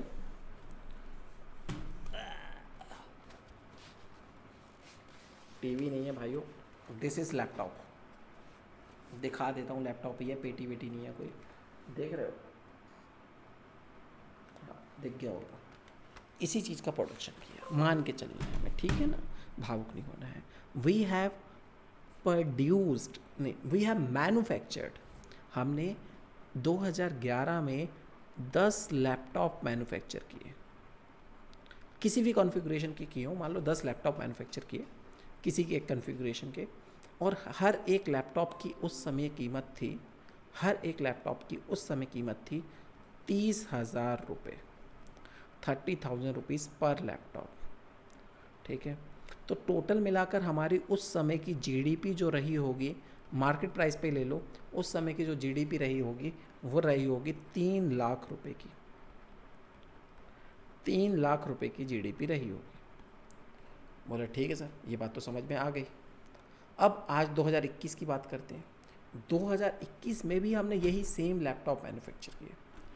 इस साल हमने मैन्युफैक्चर किए हैं 15 लैपटॉप, 15 लैपटॉप, और आज की डेट में इस लैपटॉप की वैल्यू हो चुकी है मार्केट में। आपको पता है रॉ मटेरियल महंगा होता है, चीज़ें महंगी होती हैं, प्लास्टिक महंगा हुआ होगा, लेबर कॉस्ट महंगी हुई होगी, इंटरेस्ट वगैरह महंगा हुआ होगा, लैंड लेबर कैपिटल एंटरप्रेन्योरशिप, सब चीज़ें महंगी हुई होंगी, हर चीज़ का रेट बढ़ा होगा, तो इसकी कॉस्ट भी बड़ी होगी और ये बिका भी मार्केट में महंगा होगा। तो अब मान के चलते हैं सेम लैपटॉप की कीमत अब मार्केट में हो चुकी है 40,000 रुपये। 10 साल हो गए यार, महंगाई तो बढ़ती है, तो अब महंगाई बढ़ी है तो वही पहले देख लेना, वही बाइक जो 40,000 की मिला करती थी आज वही बाइक 1 लाख रुपए की मिल रही है।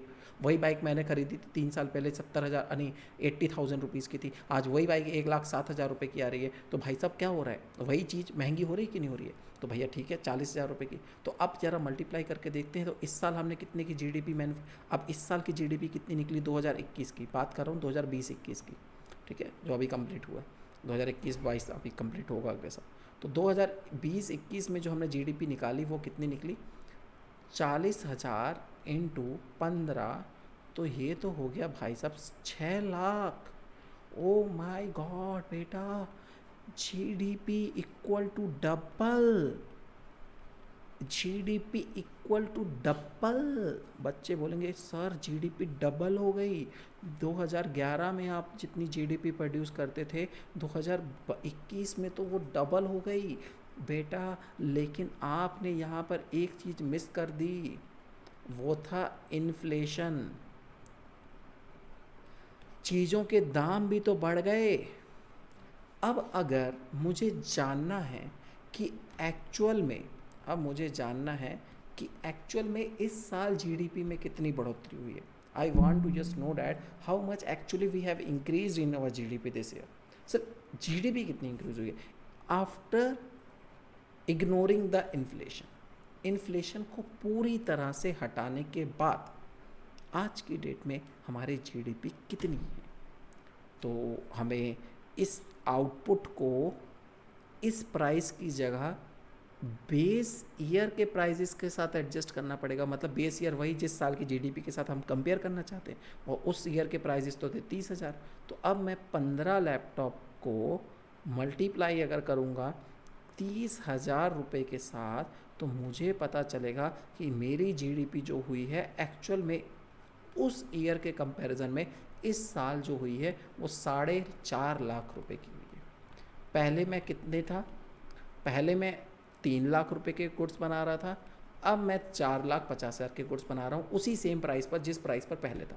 तो मैंने अब इन्फ्लेशन को हटा दिया तो मेरी जीडीपी थोड़ी सी कम हो गई। तो ये जो 60,000 की जीडीपी थी जो करंट प्राइजेस पे शो हो रही थी, इसको बोलते हैं नॉमिनल जीडीपी, जो करंट प्राइजेस पे शो होती है। और जब नॉमिनल जीडीपी को हम बेस ईयर के प्राइस के साथ क्या कर देते हैं, एडजस्ट कर देते हैं, तो वो निकल आती है हमारी रियल जीडीपी। ये असली जीडीपी है। इसी से हमें पता चलता है कि हमने ग्रोथ कितना किया। अब तुम निकाल सकते हो कि हमने ग्रोथ रेट कितनी है। अब कैसे पता चलेगा, ओल्ड माइनस न्यू या फिर new minus old by old. New GDP है हमारी 4,50,000, ओल्ड जीडीपी हमारी 3 लाख रुपीज़ की, और ओल्ड रही थी 3 लाख रुपीज़ की। इसको मल्टीप्लाई 100 से करेंगे तो हमें पता चलेगा चेंज कितने % का आया। तो ये चेंज निकालने के लिए ऊपर आएगा 1.5 लाख रुपया, नीचे आएगा 3 लाख रुपया, इंटू 100 करेंगे, और ये 1 से जाएगा, ये 2 से जाएगा, ये 50 से। तो हमें पता चला हमारी जीडीपी ग्रोथ रेट है 50%। जो बोलते हैं ना जीडीपी माइनस में चली गई 24%, कुछ लोग बोलते हैं जीडीपी ग्रोथ में चली गई 7%, कुछ लोग बोलते हैं 7.1% ग्रोथ में चली गई, ये उसी ग्रोथ रेट की बात है। यहाँ पर हमारी ग्रोथ रेट कितनी आई, 50% की आई। तो मतलब जब हम अपनी नॉमिनल जीडीपी को उस पिछले साल की जीडीपी के साथ एडजस्ट कर लेते हैं, जिस साल को बेस ईयर माना जाता है, अभी तक बेस ईयर हमारे देश में सच में 2011 ही चल रहा है, और आप लोगों को भी 2011 के हिसाब से ही कैलकुलेशन करनी है। नया बेस ईयर जैसे बुक्स में आएगा, आ चुका है वैसे 2019 हो चुका है बेस ईयर, गवर्नमेंट ने डिसाइड किया है, लेकिन जब बुक्स में आ जाएगा 2019 तो हम उसको फॉलो करना शुरू कर देंगे। लेकिन फिलहाल तो अभी तक 2011 ही चल रहा है, और मैक्सिमम क्वेश्चन में तो आपको गिवन ही होगा कि आपको बेस ईयर क्या लेना है। ठीक है, तो मैंने आपको तो सीधे सीधे समझा दिया कि जब हम अपनी नॉमिनल जीडीपी को बेस ईयर की जीडीपी के साथ एडजस्ट कर लेते हैं, तो हमारी जो जीडीपी निकल कर आती है उस जीडीपी को हम लोग नाम देते हैं रियल जीडीपी, और उसके प्राइजेस के साथ हम एडजस्ट कर लेते हैं। फिर से मैं आपको इस स्लाइड्स के थ्रू भी ये समझा देता हूँ। मान लीजिए 2011 की बात है और ये कांस्टेंट प्राइस की जीडीपी है, 1 लाख रुपए पर कार मैन्युफैक्चर की। टाटा नैनो ने 3 कारें मैन्युफैक्चर की और पूरी इकनॉमी के तहत मान लीजिए कि सिर्फ 3 ही कारें मैन्युफैक्चर हुई, तो पूरे देश की जीडीपी कितनी है, 3 लाख रुपए। लेकिन करंट ईयर में मान लो जो अब थोड़ा सा ये इसका कांच वगैरह, इसका रबड़ वगैरह, टायर वगैरह, प्लास्टिक, लोहा वगैरह, ये सब कुछ महंगा हुआ होगा, तो अब वही कार हो गई 1.5 लाख रुपए की। लेकिन इस साल हमने सिर्फ 2 ही कारें मैन्युफैक्चर की, और आज की डेट में भी ये जीडीपी की वैल्यू कितनी आएगी, आज की डेट में 1.5 लाख के हिसाब से मल्टीप्लाई करेंगे तो करंट प्राइस पर जो 3 लाख की है, लेकिन कांस्टेंट प्राइस पर देखा जाए तो ये 2 ही लाख रुपए की है। और इसको इंटू देंगे 100 के साथ, तो आपको पता चल जाएगा हमारी रियल जीडीपी कितनी है। कितनी है, इसको 100 के साथ मल्टीप्लाई कर दो तो आपको 100 रियल जीडीपी का पता चल जाएगा। तो रियल जीडीपी होती मतलब आपको पता चल जाता है जीडीपी डिफ्लेटर कितना है, और जीडीपी डिफ्लेटर निकालने का ये तरीका है कि कितना इन्फ्लेशन हुआ, कितना डिफ्लेशन हुआ। तो हमें कैलकुलेट क्या करना है, हमें इन 3 में से एक चीज़ कैलकुलेट करनी पड़ती है। यहाँ पर देखो, हमने नॉमिनल जीडीपी तो मैंने आपको बता दिया कितनी है, 3 लाख रुपया हो गया। अगर ये 1 लाख की होती तो ये 2 लाख की आती, तो ये नॉमिनल और रियल पता लग गया। हमें निकालना है डिफ्लेटर कैसे निकलेगा, इनको मल्टीप्लाई कर दो, माइनस प्लस कर दो, तो आपका आंसर जो रहेगा वो जीडीपी डिफ्लेटर निकल आएगा। इसी चीज़ को जहाँ पे फॉर्मूले के तहत बताया गया, GDP deflator equal to nominal upon real into 100 कर दीजिए। ऐसा नॉमिनल जीडीपी को ऊपर रखिए, रियल जीडीपी को नीचे रखिए, डिफ्लेटर निकाल दीजिए। या फिर एक और फॉर्मूला है, रियल जीडीपी निकालनी है तो रियल जीडीपी का formula nominal GDP upon deflator, बस। तो यार बच्चों कंफ्यूज नहीं होना है, मैं आपको एक चीज़ दिखा रहा हूँ, ठीक है। हमारे क्वेश्चन कैसे आते हैं फिर समझते हैं, थोड़ा तुम लोग कंफ्यूज हो गए हो। हमारे सामने सीधे सीधे दिया गया, ये देखिए, जूम कर दूं मैं ज़रा सा। अरे भैया जूम करना है, क्या कर रहे हो यार। मैंने बोला लोग शादी के बाद ऐसे हो जाते हैं। ये देखिए, रियल जीडीपी इतना है, ठीक है। ये डिफ्लेटर बता रहा है कितना है, 100 है। बेस 100 है, जो कि आज 110 हो चुका है। डिफ्लेटर में चेंज कितना है, 100 रुपये, 110 हो चुका है। और आपको जीडीपी बतानी है, नॉमिनल जीडीपी। हमारे पास रियल जीडीपी दी गई है, और रियल जीडीपी का फॉर्मूला है nominal upon price index into 100। तो नॉमिनल इधर पुट कर दी, रियल इधर पुट कर दी, नॉमिनल ये है निकालनी है, प्राइस इंडेक्स दिया गया, इसको मल्टीप्लाई करो तो आपकी नॉमिनल जीडीपी निकल आएगी। क्रॉस मल्टीप्लाई करके 220 निकल आएगा, आराम से निकल आएगा। यही क्वेश्चन सेम क्वेश्चन एग्जाम में आते हैं। अब इसी को हम लोग डिफ्लेटर बोलते हैं। डिफ्लेटर का मतलब ये जो मेज़र करके बताए एवरेज चेंज कितना आ रहा है, जो हमें मेज़र करके बताया कि एवरेज चेंज कितना आ रहा है। तो जैसे नॉमिनल जीडीपी 1500 करोड़ है, रियल जितनी है, तो बताइए डिफ्लेटर कितना होगा। तो नॉमिनल ऊपर रख दी, रियल नीचे रख दी, इंटू 100 के साथ मल्टीप्लाई कर दिया, तो जीडीपी डिफ्लेटर निकला है इक्वल टू 125, इक्वल टू कितना निकला है, 125। तो यही हमारा क्या है, जीडीपी डिफ्लेटर। यहाँ पे कितना था, 110 है। हर बार हमें 2 चीज़ें गिवन होगी, 3 चीज़ें हैं, देखो तुम्हारे फॉर्मूले में लिख देता हूँ। Real upon nominal, nominal upon real, बस इतना याद रखना है। नॉमिनल अपॉन रियल क्या रखना है, सबसे पहले ऊपर नॉमिनल लिखना है, नीचे रियल लिखना है, इंटू 100 कर देना है। और ये किसका फॉर्मूला है, जीडीपी डिफ्लेटर का। मतलब वही प्राइजेस जो चेंज हो रहे हैं उसको मेज़र करने का तरीका है जीडीपी डिफ्लेटर का। प्राइजेस कितने चेंज हो रहे हैं, 100 रुपये के कंपैरिजन में प्राइस में कितनी बढ़ोतरी आ गई वो। अब एग्ज़ाम में आपको कन्फ्यूज़न कैसे करेंगे, आपको दो चीज़ें गायब कर देंगे, एक चीज़ पूछेंगे। या तो ये दोनों चीज़ें दे देंगे, इसको गायब कर देंगे, या ये दोनों दे देंगे, इसको गायब कर देंगे, या फिर ये दोनों दे देंगे, इसको गायब कर देंगे। तीन ही चीज़ें कर सकते हैं, इसके अलावा तो कुछ नहीं कर सकते ना वो लोग। मान के चलो कि हमें बोल रहा है कि रियल जीडीपी बताओ, हमें कैलकुलेट करना है रियल जीडीपी। तो हमारे सामने क्या क्या फिगर्स होंगी? हमारे सामने जीडीपी डिफ्लेटर दिया होगा, हमें पता होगा नॉमिनल जीडीपी कितनी है, रियल हम x मान लेंगे, इनटू कर देंगे 100, जो भी होगी उसकी वैल्यू उसको पुट कर दो तो ये x की वैल्यू निकल आएगी क्रॉस मल्टीप्लिकेशन करके। अगर हमें बोले कोई कि भैया नॉमिनल जीडीपी निकालो, तो भी हमें यही फॉर्मूला यूज़ करना है, GDP deflator equal to nominal upon real into 100। अब नॉमिनल निकालना है तो नॉमिनल को x मान लो, r की वैल्यू दी होगी, 100 से क्रॉस मल्टीप्लाई करके इधर ले आना इसको, इसकी भी वैल्यू दी गई होगी, बस एडजस्ट कर लो, ये बस गायब हो जाएगा। मतलब दो चीज़ें आपको गायब कर दें, एक चीज़ बस गायब कर देंगे, दो चीज़ें आपको गिवन होंगी। तीन चीज़ें हैं इस कहानी के किरदार में, तीन चीज़ें हैं, डिफ्लेटर, नॉमिनल और रियल। तो दो चीज़ें आपको हमेशा ही गिवन होंगी, इन तीन में से दो चीज़ें आपको गिवन होगी, एक वैल्यू होगी जो हमेशा ही आपको निकालनी पड़ सकती है। तो जिसकी वैल्यू गिवन हो उनको पुट करो, जो नहीं है उसको x मान लो, 100 तो रहेगा ही मल्टीप्लाई का, बस आपका आंसर सॉल्व हो गया। और इसका मतलब क्या होता है वो मैं आपको पहले ही समझा चुका हूँ।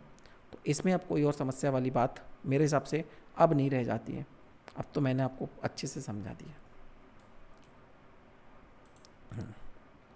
अब एक और कॉन्सेप्ट यूज़ किया जाता है ग्रीन जीएनपी का। ये ग्रीन जीएनपी क्या होती है तो इसको भी मैं समझा देता हूँ यहीं पर। ग्रीन जीएनपी को भी हम लोग एक्सप्लेन कर ही लेते हैं, इसमें भी कोई डाउट ना रह जाए हमारा।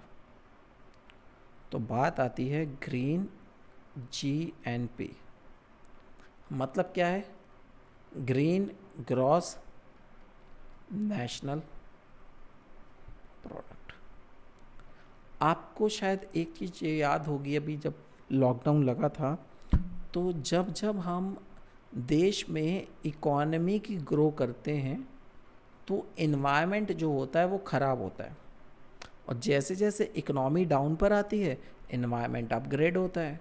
वो तो आपने देखा ही है कि कितना साफ़ वातावरण हो गया था लॉकडाउन के टाइम पर, आसमान एकदम क्लियर, शहर बिल्कुल क्लियर, नदियाँ बिल्कुल साफ़ सुथरी, कोई गंदगी नहीं, लेकिन इकनॉमी बिल्कुल -24% जीडीपी चली गई थी।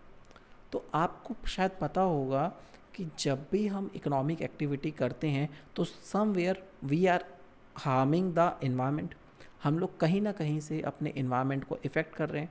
तो जब भी इकोनॉमिक एक्टिविटीज़ बढ़ती हैं तो इसका मतलब हम जीडीपी बढ़ाने की बात कर रहे हैं। तो जब भी हम जीडीपी बढ़ाते हैं तो कहीं ना कहीं उस गुड्स एंड सर्विसेज को प्रोड्यूस करने के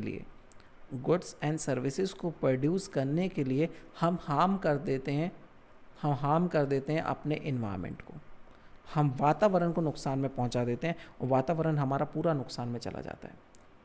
तो हमें ग्रीन जीएनपी का कॉन्सेप्ट क्या बोलता है कि ग्रीन जीएनपी का कॉन्सेप्ट ये बोलता है कि आपने जितने का भी जीडीपी निकाला है या जीएनपी निकाला है उसको पहले एडजस्ट करो कि आपने उतने गुड्स एंड सर्विसेज को प्रोड्यूस करने के लिए कितने वैल्यू के इन्वायरमेंट को डिग्रेड कर दिया।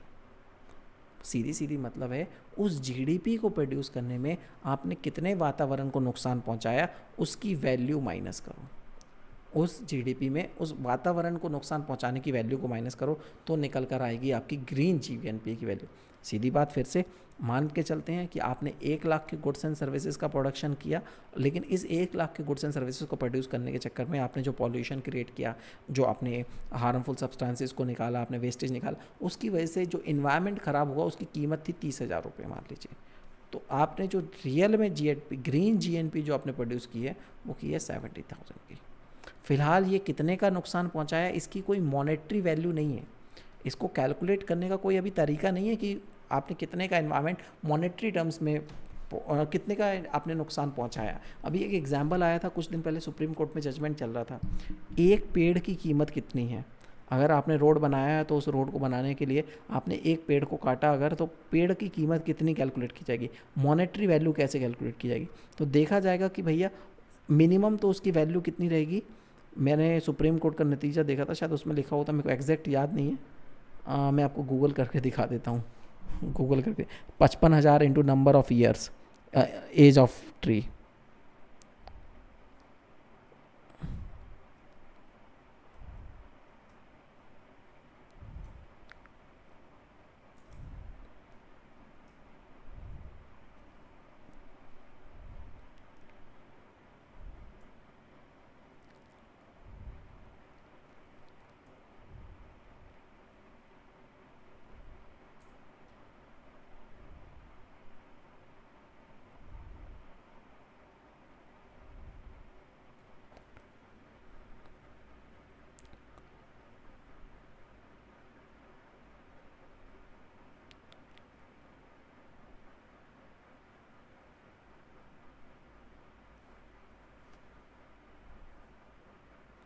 ये है,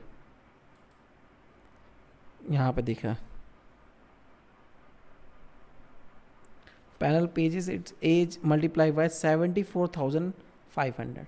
it is mentioned that by submitting a report submit की है कि अगर रोड बनाते समय आप किसी पेड़ को नुकसान पहुंचाते हो तो सुप्रीम कोर्ट ने बोला है कि अभी कंफर्म नहीं है, अभी ये इस पे पैनल चल रही है और अभी इसका कंफर्म डिसीजन नहीं आया, लेकिन फिर भी मैं मान के चलता हूँ कि 74,500 जे ड्राफ्ट बनाया गया है, तो मान के चलो, वो याद नहीं आ रहा था, 74,500 रुपीज़ को मल्टीप्लाई करना है ट्री की एज के साथ। तो सोचो अगर वो ट्री 10 साल पुराना है, अगर वो ट्री 10 साल पुराना है तो उसकी कीमत हो जाएगी 77,45,000। तो वो एक पेड़ की कीमत 7,45,000 रुपये, अगर आपने 10 साल पुराना पेड़ काटा है। अगर सोचो वो 100 साल पुराना पेड़ होगा तो उसकी मल्टीप्लाई करके आंसर आएगा 7,45,00,000 रुपये करीब। इतना पेड़ का कीमत होगा अगर आपने एक पेड़ को काटा है तो भाई साहब मैं क्या समझाने की कोशिश कर रहा हूँ कि आपने रोड बनाने में जितने की जीडीपी प्रोड्यूस की उसको ये तो माइनस में चली जाएगी ऐसे जीडीपी एडजस्ट करेंगे। तो फिलहाल इस पर चर्चा चल रही है। अब ये ट्री का ये जैसे कैसे डिसाइड किया जा रहा है, ये डिसाइड किया जा रहा है कि उसमें ऑक्सीजन कितनी देता है वो पेड़, उसकी भी कीमत देखो। सिर्फ पहले क्या होता था, पहले जो पेड़ की कीमत निकाली जाती थी सिर्फ उसकी टिम्बर वैल्यू देखी जाती थी। अब उसमें कितने की ऑक्सीजन मिल रही है, कितने इन्वायरमेंट उससे प्रोडक्ट हो रहा है, कितना वो कार्बन डाइऑक्साइड ऑब्जर्व कर रहा है, ये सब चीज़ें देखी जाती हैं, तब जाकर उसकी वैल्यू को निकाला जा रहा है। तो अब देख लीजिए कितना इंपॉर्टेंट डिसीजन होगा। अगर ये इम्प्लीमेंट हो जाता है तो सरकार को उतने से कंपनसेट करना पड़ेगा, उतने के नए पेड़ लगाने पड़ेंगे, जितने का वो पेड़ काटेंगे तो उतने की कीमत के। तो सरकार तो पागल हो जाएगी अगर ऐसा होने लगा तो। फिर इसलिए गवर्नमेंट ने भी अपील की है उसके अगेंस्ट कि अगर ऐसा करेंगे तो वैसे हमारे लोगों के पास पैसा नहीं है, गरीब देश है, और अगर हम रोड वगैरह बनाने बैठे तो देश का डेवलपमेंट तो ऐसे हो ही नहीं पाएगा। तो डेवलपमेंट करना भी ज़रूरी है और वहाँ पर पेड़ कटिंग तो होंगी, रोड बनेगी तो फैक्ट्रियाँ लगेंगी, तो कुछ और तरीका निकालने की बात हो सकती है, शायद ना भी हो। अभी तक तो इसका कोई फाइनल जजमेंट नहीं आया, लेकिन फिर भी इस पर बात चल रही है अभी। अगर आ जाए तो अच्छा है, चलो डेवलपमेंट थोड़ा सा कम हो कोई दिक्कत नहीं है, लेकिन हाँ इन्वायरमेंट प्रोटेक्ट रहना चाहिए। हम जहाँ पे वातावरण में रहते हैं वो प्रोटेक्ट रहना चाहिए। हम लोग पैसे के पीछे भागते रहेंगे, इन्वायरमेंट हमें इसी तरह से हिट करता रहेगा और उससे कई लोगों की नुकसान होता है, खासकर झेलना पड़ता है गरीब लोगों को।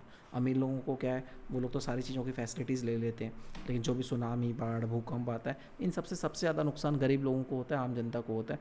तो इकोनॉमिकल डेवलपमेंट करके आप कितना भी उखाड़ लोगे, लेकिन देश में इन्वायरमेंट आपका प्रोटेक्ट रहेगा तो काफ़ी अच्छा रहेगा, देश के लोग भी स्वस्थ रहेंगे। तो ये ग्रीन जीएनपी का कॉन्सेप्ट इसलिए लागू किया गया। तो अब कुछ आइटम है, ये आप लोगों का भैया होमवर्क होता है। वैसे तो बच्चों को ये होमवर्क देता हूँ, फिर भी मैं एक बार बता देता हूँ कि इन आइटम्स के साथ क्या ट्रीटमेंट करेंगे। आपको सीधे सीधे बताना, इसमें सिर्फ रीडिंग करने वाला काम है, इसमें कुछ समझाने वाला काम नहीं, सीधे सीधे रीडिंग करने का काम है। आपको सामने रीज़न दिया गया है, एक कुछ पॉइंट दिए गए हैं, आपको बताना कौन सी चीज़ें नेशनल इनकम में इंक्लूड नहीं होंगी और वो क्यों इंक्लूड नहीं होंगी, और उसके बाद कुछ चीज़ें ऐसी होंगी जो इंक्लूड होंगी तो वो क्यों इंक्लूड होंगी। तो आप हैं, हमें वही चीज़ों को बस यहाँ पे स्टडी करना है, कौन सी चीज़ें ऐसी हैं जो इंक्लूड नहीं होने वाली हैं। तो सबसे पहले तो ट्रांसफ़र इनकम और पेमेंट्स, बिकॉज ये कोई भी प्रोडक्टिव एक्टिविटीज़ नहीं कर रहे हैं तो इन चीज़ों को इंक्लूड नहीं करेंगे। कंपलसरी टैक्स पेमेंट्स जो भी होते हैं, जो हमें टैक्स वगैरह पेमेंट करने पड़ते हैं, ये भी हम लोग सिर्फ पेमेंट कर रहे हैं, इसके बदले हमें रिटर्न में कुछ नहीं मिलना है। हमने टैक्स वगैरह दे दिए गवर्नमेंट को, तो कंपलसरी नहीं है कि गवर्नमेंट हमें उसके बदले सर्विस दे ही दे। हाँ, गवर्नमेंट की रिस्पॉन्सिबिलिटी ज़रूर होती है कि गवर्नमेंट हम लोगों को उसके बदले सर्विसेज दे, लेकिन डायरेक्टली वो सर्विस सिर्फ आपको मिलेगी ऐसा नहीं है। अगर आप किसी को पेमेंट करते हो सर्विस के बदले तो वो आपको ही सर्विस देता है, लेकिन यहाँ पर ऐसा नहीं है। उसके बाद sale and purchase of financial assets like shares, bond, debenture, अगर आप ये चीज़ें खरीदते हो तो ये सिर्फ एक पेपर क्लेम है, ये कोई फ्लो नहीं हो रहा गुड्स एंड सर्विसेज का। यहाँ पे सिर्फ पेपर्स की वजह से आप मनी को एक जगह से दूसरी जगह पे सप्लाई कर रहे हो, यहाँ पे गुड्स एंड सर्विसेज का फ्लो नहीं हो रहा। तो ये चीज़ें भी नेशनल इनकम में इंक्लूड नहीं होती हैं। अच्छा, विंडफॉल गेन, आपको कोई लॉटरी लग गई, आप कोई हॉर्स रेस जीत गए, कोई कॉन्टेस्ट जीत गए, ये भी इंक्लूड नहीं होता है। There is no productive activity involve in this.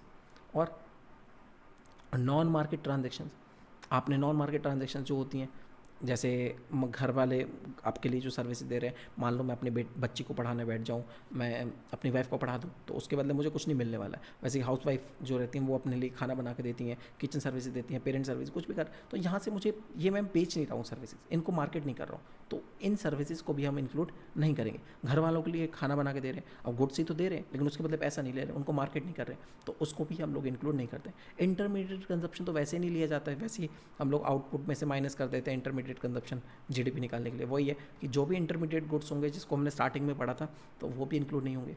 जब भी हम कोई सेकेंड हैंड गुड्स खरीदते हैं, तो जब जो पहली बार खरीदा गया होगा तो वैसे ही तभी वो इंक्लूड हो गया होगा, तो इसको भी हम इंक्लूड नहीं करेंगे। अगर कोई कैपिटल लॉस हो जाता है, जैसे कोई बिल्डिंग गिर जाती है, अर्थक्वेक आ जाता है, कोई भूकंप आ जाता है, तो उसकी वजह से भी ये कोई नुकसान हो जाता है, they do not effect the national product directly. ये नेशनल प्रोडक्ट डायरेक्टली इफेक्ट नहीं कर रहा, क्योंकि जो बनना था वो तो पहले ही इंक्लूड हो चुका है। उसके बाद आता है कैपिटल गेन। कहाँ पहुँचा मैं? अरे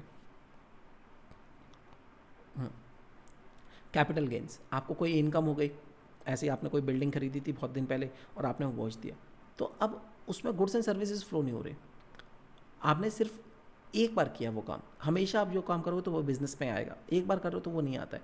तो profit due to increase in the price of land, building, shares, income from second sale of second hand goods, तो सेकंड हैंड में वो इंक्लूड नहीं होता है। और वैसे नेशनल डेप्ट इंटरेस्ट, जो भी आपने इंटरेस्ट वगैरह पे किया है कमर्शियल बैंक्स को हाउस होल्ड के द्वारा, उसको भी हम लोग इंक्लूड नहीं करते हैं। तो फिर कौन सी चीज़ें हैं जिनको इंक्लूड करते हैं? ब्रोकर्स कमीशन, ब्रोकर एक सर्विसेज दे रहा है हम लोगों को, प्रोडक्टिव सर्विसेज है। तो जो भी हम कोई सामान खरीदते हैं, सेकंड हैंड गुड्स खरीदते हैं, तो उसमें हम ब्रोकर को अगर बीच में ला रहे हो, ब्रोकर अपनी कोई सर्विस चार्ज ले रहा है, तो वो नेशनल इनकम में इंक्लूड होता है। Service provided by honour of productive units, अब मैं कोई बिजनेस चला रहा हूँ, बिजनेस के अंदर मैं भी काम करता हूँ, तो मैं जो अपनी सर्विसेज वहाँ पे प्रोवाइड करा रहा हूँ, उसके बदले अगर मैं कोई इनकम ले लूँ तो वो भी नेशनल इनकम का पार्ट है, बिकॉज अगर मैं वहाँ पे काम नहीं करता तो कहीं और पे करता, तो इनकम तो मेरे को आती। Productive service. कैपिटल फॉर्मेशन, अगर आपने कोई इन्वेस्टमेंट किया है नई चीज़ों में, नया घर खरीदा है, नया वाटर पंप परचेज किया फार्मर ने, नया कोई ब्रिज बना है, कैपिटल एक्सपेंडिचर, ये सब ग्रॉस डोमेस्टिक कैपिटल फॉर्मेशन के पार्ट है। These all are the part of domestic formation, capital formation. किसी एम्प्लॉय को बोनस वगैरह दिया है, किसी एम्प्लॉय को कमीशन, ये बोनस क्या है? अब एम्प्लॉय ने सैलरी का काम किया है ना भैया, कंपनसेशन दिया जा रहा है, तो मैंने बोला ना कंपनसेशन ऑफ एम्प्लॉयज़ में सारी चीज़ें आ जाती हैं, चाहे वो कैश में दिया गया हो, चाहे काइंड में दिया गया हो, तो वो तो सारी चीज़ें इसमें इंक्लूड हो गई। और क्या है, आपने किराया दिया है हाउस होल्ड ने, अब भैया किराया दिया तो उसके बदले आपको क्या मिल रहा है? सर्विस मिल रही है ना, ये it is the part of private final consumption expenditure. अच्छा, अगर किराया किस चीज़ का देते हो आप? घर का भी किराया हो सकता है आपका, हाउस होल्ड का किराया, मतलब बस का किराया हो सकता है, ट्रेन का किराया हो सकता है, आपने कोई ड्यूरेबल गुड्स खरीदे हैं, किसी भी चीज़ का, फ़ोन का बिल दिया है आपने, टेलीफोन बिल दिया है, मोबाइल फ़ोन का बिल दिया, इंटरनेट का बिल दिया, these are consumption expenditure, consumption का पार्ट, तो ये भी इनकम में आएगा ही, किसी ना किसी को तो इसके बदले से इनकम हो ही रही है। Profit in by Indian company from its branches abroad, India की कोई कंपनी है बाहर से पैसा कमा रही है, it is the part of net factor income from abroad. India की जैसे एसबीआई है और अमेरिका में भी एसबीआई का ऑफिस होंगे, वहाँ से पैसा कमा रही है। फ्री सर्विसेज, डिस्पेंसरी, एजुकेशन पर गवर्नमेंट, अब गवर्नमेंट तो पैसा खर्च कर रही है ना, अब गवर्नमेंट हम लोगों को भले ही फ्री में सर्विसेज दे रही है। अब मान लो कोविड का इंजेक्शन है जो गवर्नमेंट लगवा रही है, तो ये हमें तो फ्री में है, लेकिन नेशनल इनकम में वो भी कैलकुलेट होगा, because it is the part of government final consumption expenditure, government के एक्सपेंडिचर का पार्ट है। अगर कोई एक्सपेंडिचर टूरिस्ट इंडिया में आकर करते हैं, कोई टूरिस्ट इंडिया में आया उसने पैसा, yes it is the part of national income, because हम लोग कुछ ना कुछ as the goods and as the exported goods are produce within the country in the domestic territory, they are included in determining the output of the country. बिल्कुल foreign tourist कोई India में आ गया और उसने कोई पैसा खर्च किया, वो बिल्कुल जस्ट लाइक एन एक्सपोर्ट की तरह ट्रीट कर लो उसको। और interest on loan paid by commercial bank, अगर हमने कोई लोन लिया है और उस पर हमने कोई इंटरेस्ट दिया है, तो भैया हाँ वो तो एक सर्विस दी उसने, उसके बदले पेमेंट किया, तो इसको भी हम लोग नेशनल इनकम में इंक्लूड करेंगे। तो ये वो सारी चीज़ें हैं जिनको हम नेशनल इनकम में इंक्लूड करते हैं, और जिनको इंक्लूड नहीं करते हैं एक बार इनको अच्छे से देख लीजिएगा, तो आप लोगों की जो भी डाउट्स होंगे वो वहाँ पे क्लियर हो जाएंगे। और मुझे नहीं लगता आपको इसके अलावा वहाँ पे कोई और डाउट बचेंगे। तो मेरे हिसाब से तो मैंने इस चैप्टर में सारी चीज़ें आपको कवर करवा दी हैं।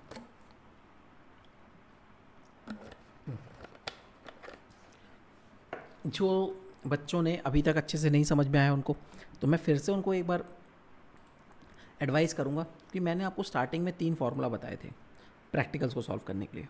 सबसे पहला फार्मूला था आपको कि अगर आपको कोई ग्रॉस वैल्यू दे रखी है और आपको उस ग्रॉस वैल्यू को नेट वैल्यू में कन्वर्ट करना है, तो आप क्या करोगे, इसमें से माइनस करोगे डेप्रिसिएशन, और जब भी आपको नेट वैल्यू दी गई है आपको ग्रॉस वैल्यू पे जाना है, आप प्लस करोगे डेप्रिसिएशन, सीधी बात है।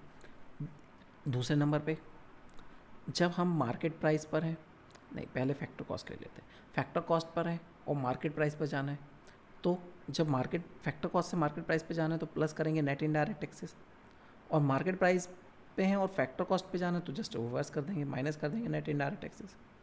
एक और, जब आप डोमेस्टिक इनकम पर हो और आप नेशनल निकालना चाहते हो, जब आप डोमेस्टिक पर हो नेशनल निकालना चाहते हो तो क्या करेंगे, प्लस NFIA करेंगे, net factor income from abroad, तो पहुंच जाएगी डोमेस्टिक से नेशनल पर, और नेशनल से डोमेस्टिक पर आना है तो माइनस कर देंगे NFIA, तो आप नेशनल से डोमेस्टिक पर आ जाएंगे। तो मेरे हिसाब से ये 3 सबसे इंपॉर्टेंट चीज़ें थी। इसी की वजह से हमारे जो नेशनल इनकम के क्वेश्चंस थे, जितने भी हमारे नेशनल इनकम के क्वेश्चंस थे वो हम लोग सॉल्व कर पाए। अगर ये तीनों चीज़ें अगर हम लोगों से अच्छे से ना बनेंगे तो हम लोग हमेशा कन्फ्यूज़ रहेंगे कि कहाँ से शुरुआत करें और कहाँ पर एंड करें। तो ये बातें आपको ध्यान में रखनी है। अच्छा, इसके ज़्यादा से ज़्यादा क्वेश्चंस को आपको प्रैक्टिस करना है। किसके? नेशनल इनकम के ज़्यादा से ज़्यादा क्वेश्चंस को आपको प्रैक्टिस करना है। जितने ज़्यादा क्वेश्चंस आप इस नेशनल इनकम के चैप्टर के प्रैक्टिस करोगे उतना ही ज़्यादा आपको फ़ायदा मिलेगा। क्यों? क्योंकि 6 मार्क्स का डायरेक्टली क्वेश्चन आपके एग्ज़ाम में आने वाला है। तो मेरे पास बुक है इसकी, मैं आपको दिखा देता हूँ कि जो जो क्वेश्चन पिछले एग्ज़ाम्स में आपको आए हैं और हर एक एग्ज़ाम में आते हैं, मैं आपको थोड़ा सा दिखा भी देता हूँ। वैसे हमारा सारा ये टॉपिक कंप्लीट हो गया है। अगर आप लोग एंड करना चाहें यहाँ पे तो नेशनल इनकम आपका कुछ लुट जाने वाला नहीं है यहाँ पर। अगर एंड भी करें तो आपको कुछ लुट जाने वाला नहीं है, लेकिन फिर भी मेरा फ़र्ज़ है आपको दिखाना, तो मैं थोड़ी सी चीज़ें और आपको दिखा देता हूँ। मेरे पास मैक्रो इकोनॉमिक्स में VK हो रही है मैक्रो की, संदीप गर्वी थी, लेकिन उसमें कुछ पेजेस मिसिंग है, पूरी नहीं है वो, ये पूरी है। और मुझे नेशनल इनकम के प्रैक्टिकल अनसॉल्व न्यूमेरिकल सॉल्व करने हैं। देखिए, अनसॉल्व न्यूमेरिकल सॉल्व करने, ये सारे वो क्वेश्चन हैं जो प्रीवियस ईयर एग्जाम्स में, इसमें कुछ दिए गए हैं जो प्रीवियस ईयर एग्जाम्स में आए। जैसे सबसे पहला ये आपके सामने है क्वेश्चन, आपको वैल्यू एडेड मेथड से कैलकुलेट करना है। दूसरे नंबर पे ये भी क्वेश्चन, ये सारे क्वेश्चन है प्रैक्टिकल क्वेश्चन। तो ये सारे क्वेश्चन आप लोग सॉल्व करने हैं। जितने ज़्यादा आप सॉल्व करोगे उतना ही ज़्यादा आपको मदद मिलेगी फाइनल एग्ज़ाम्स में। जितने अच्छे से जितने ज़्यादा तुम सॉल्व कर सकते हो, मैंने तो आपको बहुत सारे सॉल्व करके दिखा दिए। तो एक तो ये वाला फ़ायदा, ये सारे।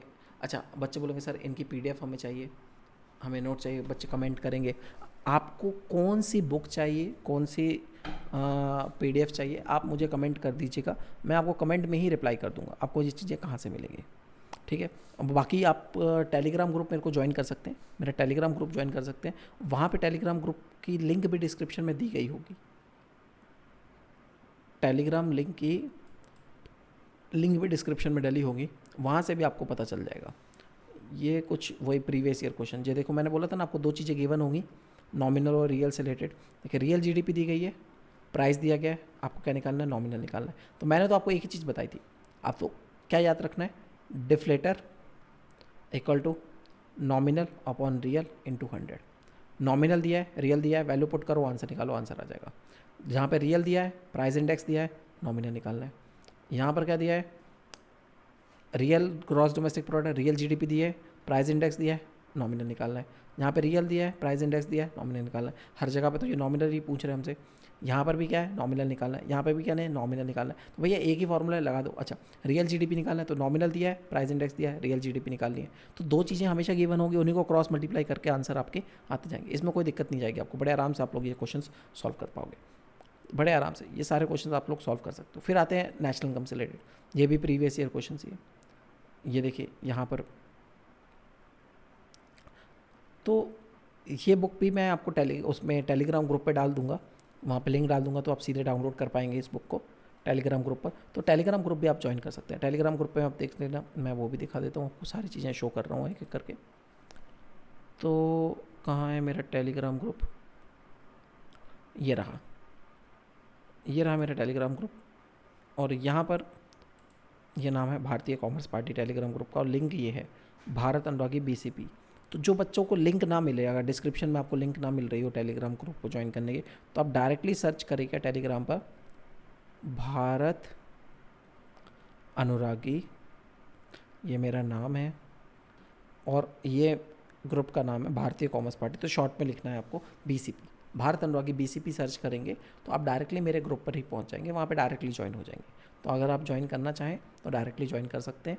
वहाँ पर आपको मैं सारी चीज़ें शेयर करता रहता हूँ, इस टेलीग्राम ग्रुप पर मैं सारी चीज़ें शेयर करता रहता हूँ। ये देखिए, मैंने अपनी जितनी भी अनअकैडमी की क्लासेस होती हैं जो भी कुछ नया होता है वो सब मैं चीज़ें यहाँ पे शेयर करता रहता हूँ। ये देखिए मैंने इंडियन इकोनॉमी का कोर्स भी पूरा क्रिएट किया हुआ है। जैसे आप लोग को सामने मैं अभी मैक्रो का क्रिएट कर रहा हूँ, तो अब कुछ बच्चे बोलेंगे सर इंडियन इकोनॉमी का भी कर दूँ, तो इंडियन इकोनॉमी का ऑलरेडी कर चुका हूँ ये पूरा कोर्स क्रिएट। 10 घंटे की पूरी क्लास है, आप यहाँ पर देख सकते हैं। 10 आवर्स की पूरी क्लास है जहाँ पर, और यहाँ पर बच्चों ने बहुत अच्छे अच्छे कमेंट्स किए, बच्चों को अच्छा लगा ये कोर्स पढ़कर, और मेरे हिसाब से ये कोर्स आपको बहुत हेल्प पहुँचाएगा एग्ज़ाम में। तो ऐसे सारी अपडेट्स मैं कहाँ पर डालता रहता हूँ, अपने टेलीग्राम ग्रुप पे डालता रहता हूँ। तो अगर आप लोग ज्वाइन करना चाहें तो मेरा टेलीग्राम ग्रुप भी ज्वाइन कर सकते हैं, वहाँ पर भी आपको सारी की सारी इन्फॉर्मेशन मिल जाएगी। तो मुझे नहीं लगता आपको कोई डाउट होगा। ये क्वेश्चंस को प्रैक्टिस करने के लिए आप प्रैक्टिस कर सकते हैं, ये सारे पुराने क्वेश्चन हैं। अब मैं यहाँ पर क्वेश्चंस प्रैक्टिस करने की इच्छा तो मेरी बहुत है, लेकिन बहुत सारे करवा चुका हूँ, बहुत सारे करवा चुका हूँ। अगर मैं ही सारे कर दूंगा तो फिर आप लोगों का कुछ मज़ा नहीं आएगी करने में। तो मैं चाहता हूँ कि आप लोग ये क्वेश्चंस को ज़्यादा से ज़्यादा प्रैक्टिस करें, तो मेरे हिसाब से आपको ज़्यादा से ज़्यादा फ़ायदा मिलेगा। आप लोगों को ये क्वेश्चंस प्रैक्टिस करने चाहिए जितने भी हैं, जितने भी आप क्वेश्चंस प्रैक्टिस करेंगे उतने ही ज़्यादा चांसेस हैं आपके अच्छे मार्क्स आने के। तो एग्ज़ाम में 6 नंबर का प्रैक्टिकल तो आना ही आना है, याद रखना इससे। और सबसे लास्ट में दिया रहता है सैम्पल पेपर में, देख सकते हैं हम लोग, आपका 2020 का सैम्पल पेपर दिया गया है, सॉल्व है। और यहाँ पर देखते हैं कहाँ पर दिया गया है इसका क्वेश्चन।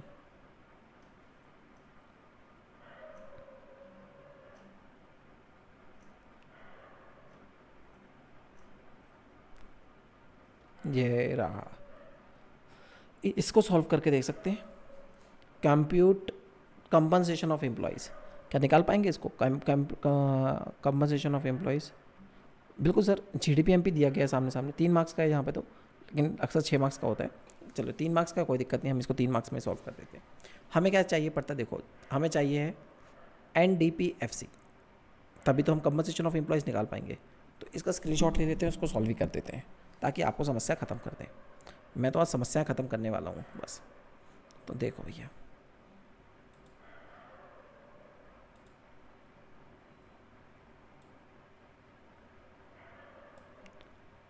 हाँ तो देखो यार, सीधी सीधी बात है, हमें NDPFC दे दो, तो हमें पता है NDPFC किसके बराबर होता है, compensation of employees plus rent plus interest plus profit plus mixed income.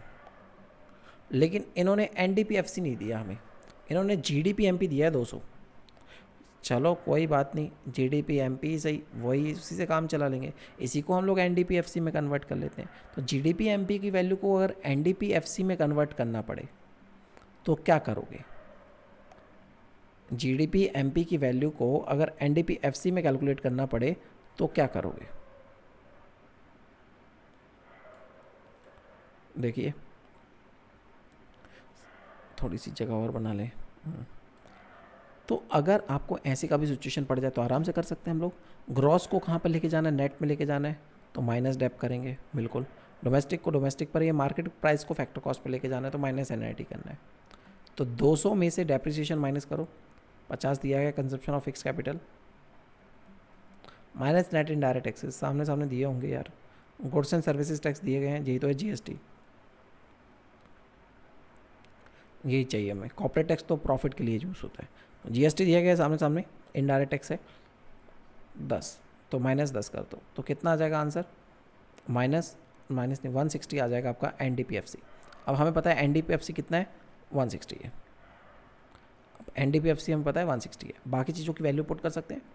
160 equal to compensation of employees equal to X, rent दिया गया है कितना है 25, इंटरेस्ट दिया गया है कितना 45, प्रॉफिट दिया गया है सामने, प्रॉफिट आफ्टर टैक्स, तो यहाँ पे टैक्स प्लस करना पड़ेगा, हमें टैक्स से पहले का प्रॉफिट चाहिए पड़ता है। कॉर्पोरेट टैक्स कितना दिया गया यहाँ पे, तो 5, तो इसमें प्लस कर दो 5, तो 25 हो गया प्रॉफिट। अच्छा मिक्स्ड इनकम कितनी है, दिए गए यहाँ पे मिक्स्ड इनकम, ये लोग तो भाई साहब मिक्स्ड इनकम खा गए हैं, इन लोगों ने मिक्स्ड इनकम नाम की चीज़ नहीं दी है। अगर दी होगी तो मेरे को बाद में जब आंसर गलत आएगा तो समझ में आएगा, अभी तो नहीं देखी। तो x प्लस 50 और 45 95, यही होगा 95 इक्वल टू 160 और 160 में से 95 माइनस करूँगा इक्वल टू एक्स हो जाएगा, तो ये बचेगा 65 इक्वल टू एक्स। ये क्या निकला आपका? ये निकला आपका कंपनसेशन ऑफ एम्प्लॉयज़। वही चीज़ मिसिंग थी, बाकी सब चीज़ें तो कर ली। तो कितना आंसर आना चाहिए? अरे यार, फिर गलत कर दिया अपन ने कहीं पर। मैंने क्या गलत किया मुझे बताओ। मैंने कहा ना कोई चीज़ ऐसी होगी जो नहीं देखी होगी तो बाद में देखेगी। अच्छा, 160 में से अगर 95 माइनस किए जाएँ तो 65 ही बचते हैं। तो मैंने गलत कहाँ किया है भैया? शायद यहाँ पे गलत किया है, नहीं तो अरे हाँ हाँ हाँ, अरे सर पहले क्यों नहीं बताया आपने? मेरे को कौन सा पता चल रहा था? इसको माइनस करने के बाद 140 बचता है यार। 200 में से 60 माइनस करेंगे तो 140 बचेगा। सॉरी, असुविधा के लिए खेद है। आपको हुई मेरे द्वारा फिर से असुविधा के लिए बहुत ज़्यादा खेद है। अक्सर मैंने बोला ऐसा होता है कारण आपको पहले ही पता है। आंसर बचेगा 45 इक्वल टू एक्स। चलिए, तो मैं अक्सर प्लस माइनस में मिस्टेक्स करता हूँ, उसके लिए खेद है। तो ये भी हो गया, ठीक है। सैम्पल पेपर में जो क्वेश्चन था वो भी सॉल्व कर दिया। तो अब मैं फिर से आपको एक ही बात जो बतानी थी शुरू करता हूँ।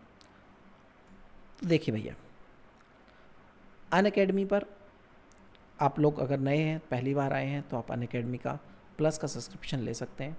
अनअकैडमी पर प्लस सब्सक्रिप्शन लेने के लिए आपको क्या करना पड़ेगा? आपको अनअकैडमी ऐप पर जाना पड़ेगा।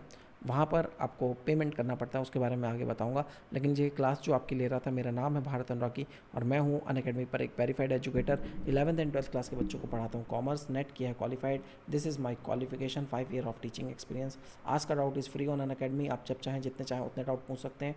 आपको अनअकैडमी पर डाउट पूछने के लिए क्या करना पड़ेगा? आपको ऐप पर जाना पड़ेगा। ऐप पर आपको देखेगा आस्क का डाउट फीचर। आस्क का डाउट फीचर पे आपको क्लिक करना है। ये देखिए यहाँ पे आपको दिख रहा है आस्क का डाउट फीचर।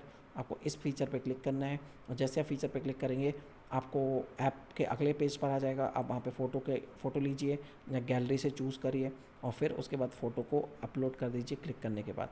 और बस वहाँ पर उसके बाद आपको क्रॉप करना है और सब्जेक्ट चूज़ करके आपको अपना क्वेश्चन को वॉइस देना है। अनअकैडमी प्लस मैंने बताया एक ऐसा प्लेटफॉर्म जहाँ पे घर बैठे आपको सभी एजुकेटर से पढ़ने का मौका मिलता है, सभी सब्जेक्ट्स को पढ़ने का मौका मिलता है, सभी क्लासेस को अटेंड करने का मौका मिलता है, complete mentorship guidelines, practice session, live test series, ये सब आपको मौका मिलता है अनअकैडमी प्लस के प्लेटफॉर्म पर पढ़ने के लिए। तो मिस मत करिएगा। अच्छा, आपको पता है अनअकैडमी प्लस की प्राइसिंग, ये मैं आपको पहले ही बता चुका हूँ। 12 महीने का सबसे बेस्ट रहेगा 12th वालों के लिए, और जो 11th में आए उनके लिए 24 महीने का सबसे बेस्ट रहेगा। तो यहाँ पर आप कोई भी सब्सक्रिप्शन ले सकते हैं। कोड यूज़ करिए आप बी अनुरागी लाइव और ये दिलवाएगा आपको 10% का डिस्काउंट। तो मिस मत करिएगा। उसके अलावा अनअकैडमी का आइकॉनिक सब्सक्रिप्शन ले सकते हैं। आइकॉनिक में आपको अनअकैडमी प्लस के सारे फीचर्स तो मिलते ही मिलते हैं, उसके साथ साथ weekly report, live doubt solving session, personal mentor, parents connect, study planner, ये सब मिलता है। मतलब बहुत ही एक्स्ट्रा एडवांस लेवल का। अब यहाँ पर भी आपको सब्सक्रिप्शन लेना पड़ेगा 12 महीने या 24 महीने। कोड यूज़ करिएगा बी अनुरागी लाइव 10% का डिस्काउंट। तो ये कोड नोट कर लीजिए। एक तो आपकी कोई 10% डिस्काउंट दिलवाता है और ऊपर से जितने भी फ्री कोर्सेज होते हैं अनअकैडमी, फ्री क्लासेज होती हैं मेरी अनअकैडमी पे, बहुत सारी फ्री क्लासेस होती हैं, उनको भी अनलॉक करने के लिए आप इस कोड को यूज़ कर सकते हैं। और इस कोड से आप मेरी फ्री क्लासेस जो अनअकैडमी पर होती हैं उनको आप लोग अटेंड कर पाते हैं। तो आई होप मैंने आपकी सारी बातों को क्लियर कर दिया होगा। मैंने आपको टेलीग्राम ग्रुप का चैनल भी बता दिया। और भी किसी को अगर किसी भी तरह का मटेरियल वगैरह चाहिए हो, किसी भी तरह का कोई भी चीज़ चाहिए स्टडी से रिलेटेड, तो आप मेरे को टेलीग्राम ग्रुप पर बता सकते हैं। वहाँ पर मैं आपके सारे डाउट्स को क्लियर कर दूँगा। वहाँ पर मैं आपको सारी चीज़ें प्रोवाइड करवाने की कोशिश कर दूँगा। तो I hope it is clear to all of you. तो सबकी समस्याएं मैंने सुलझा दी आज। और किसी को कोई प्रॉब्लम हो तो मैं आपको आगे की क्लासेस में उसको कवर कर दूँगा। तो अब हम लोग थोड़ी देर में क्या करेंगे, थोड़ी देर में हम लोग स्टार्ट करने वाले हैं अपना चैप्टर आखिरी वाला। आपको पता है आखिरी चैप्टर हमारा, आखिरी वाला नहीं, अगला वाला चैप्टर है हमारा मनी एंड बैंकिंग।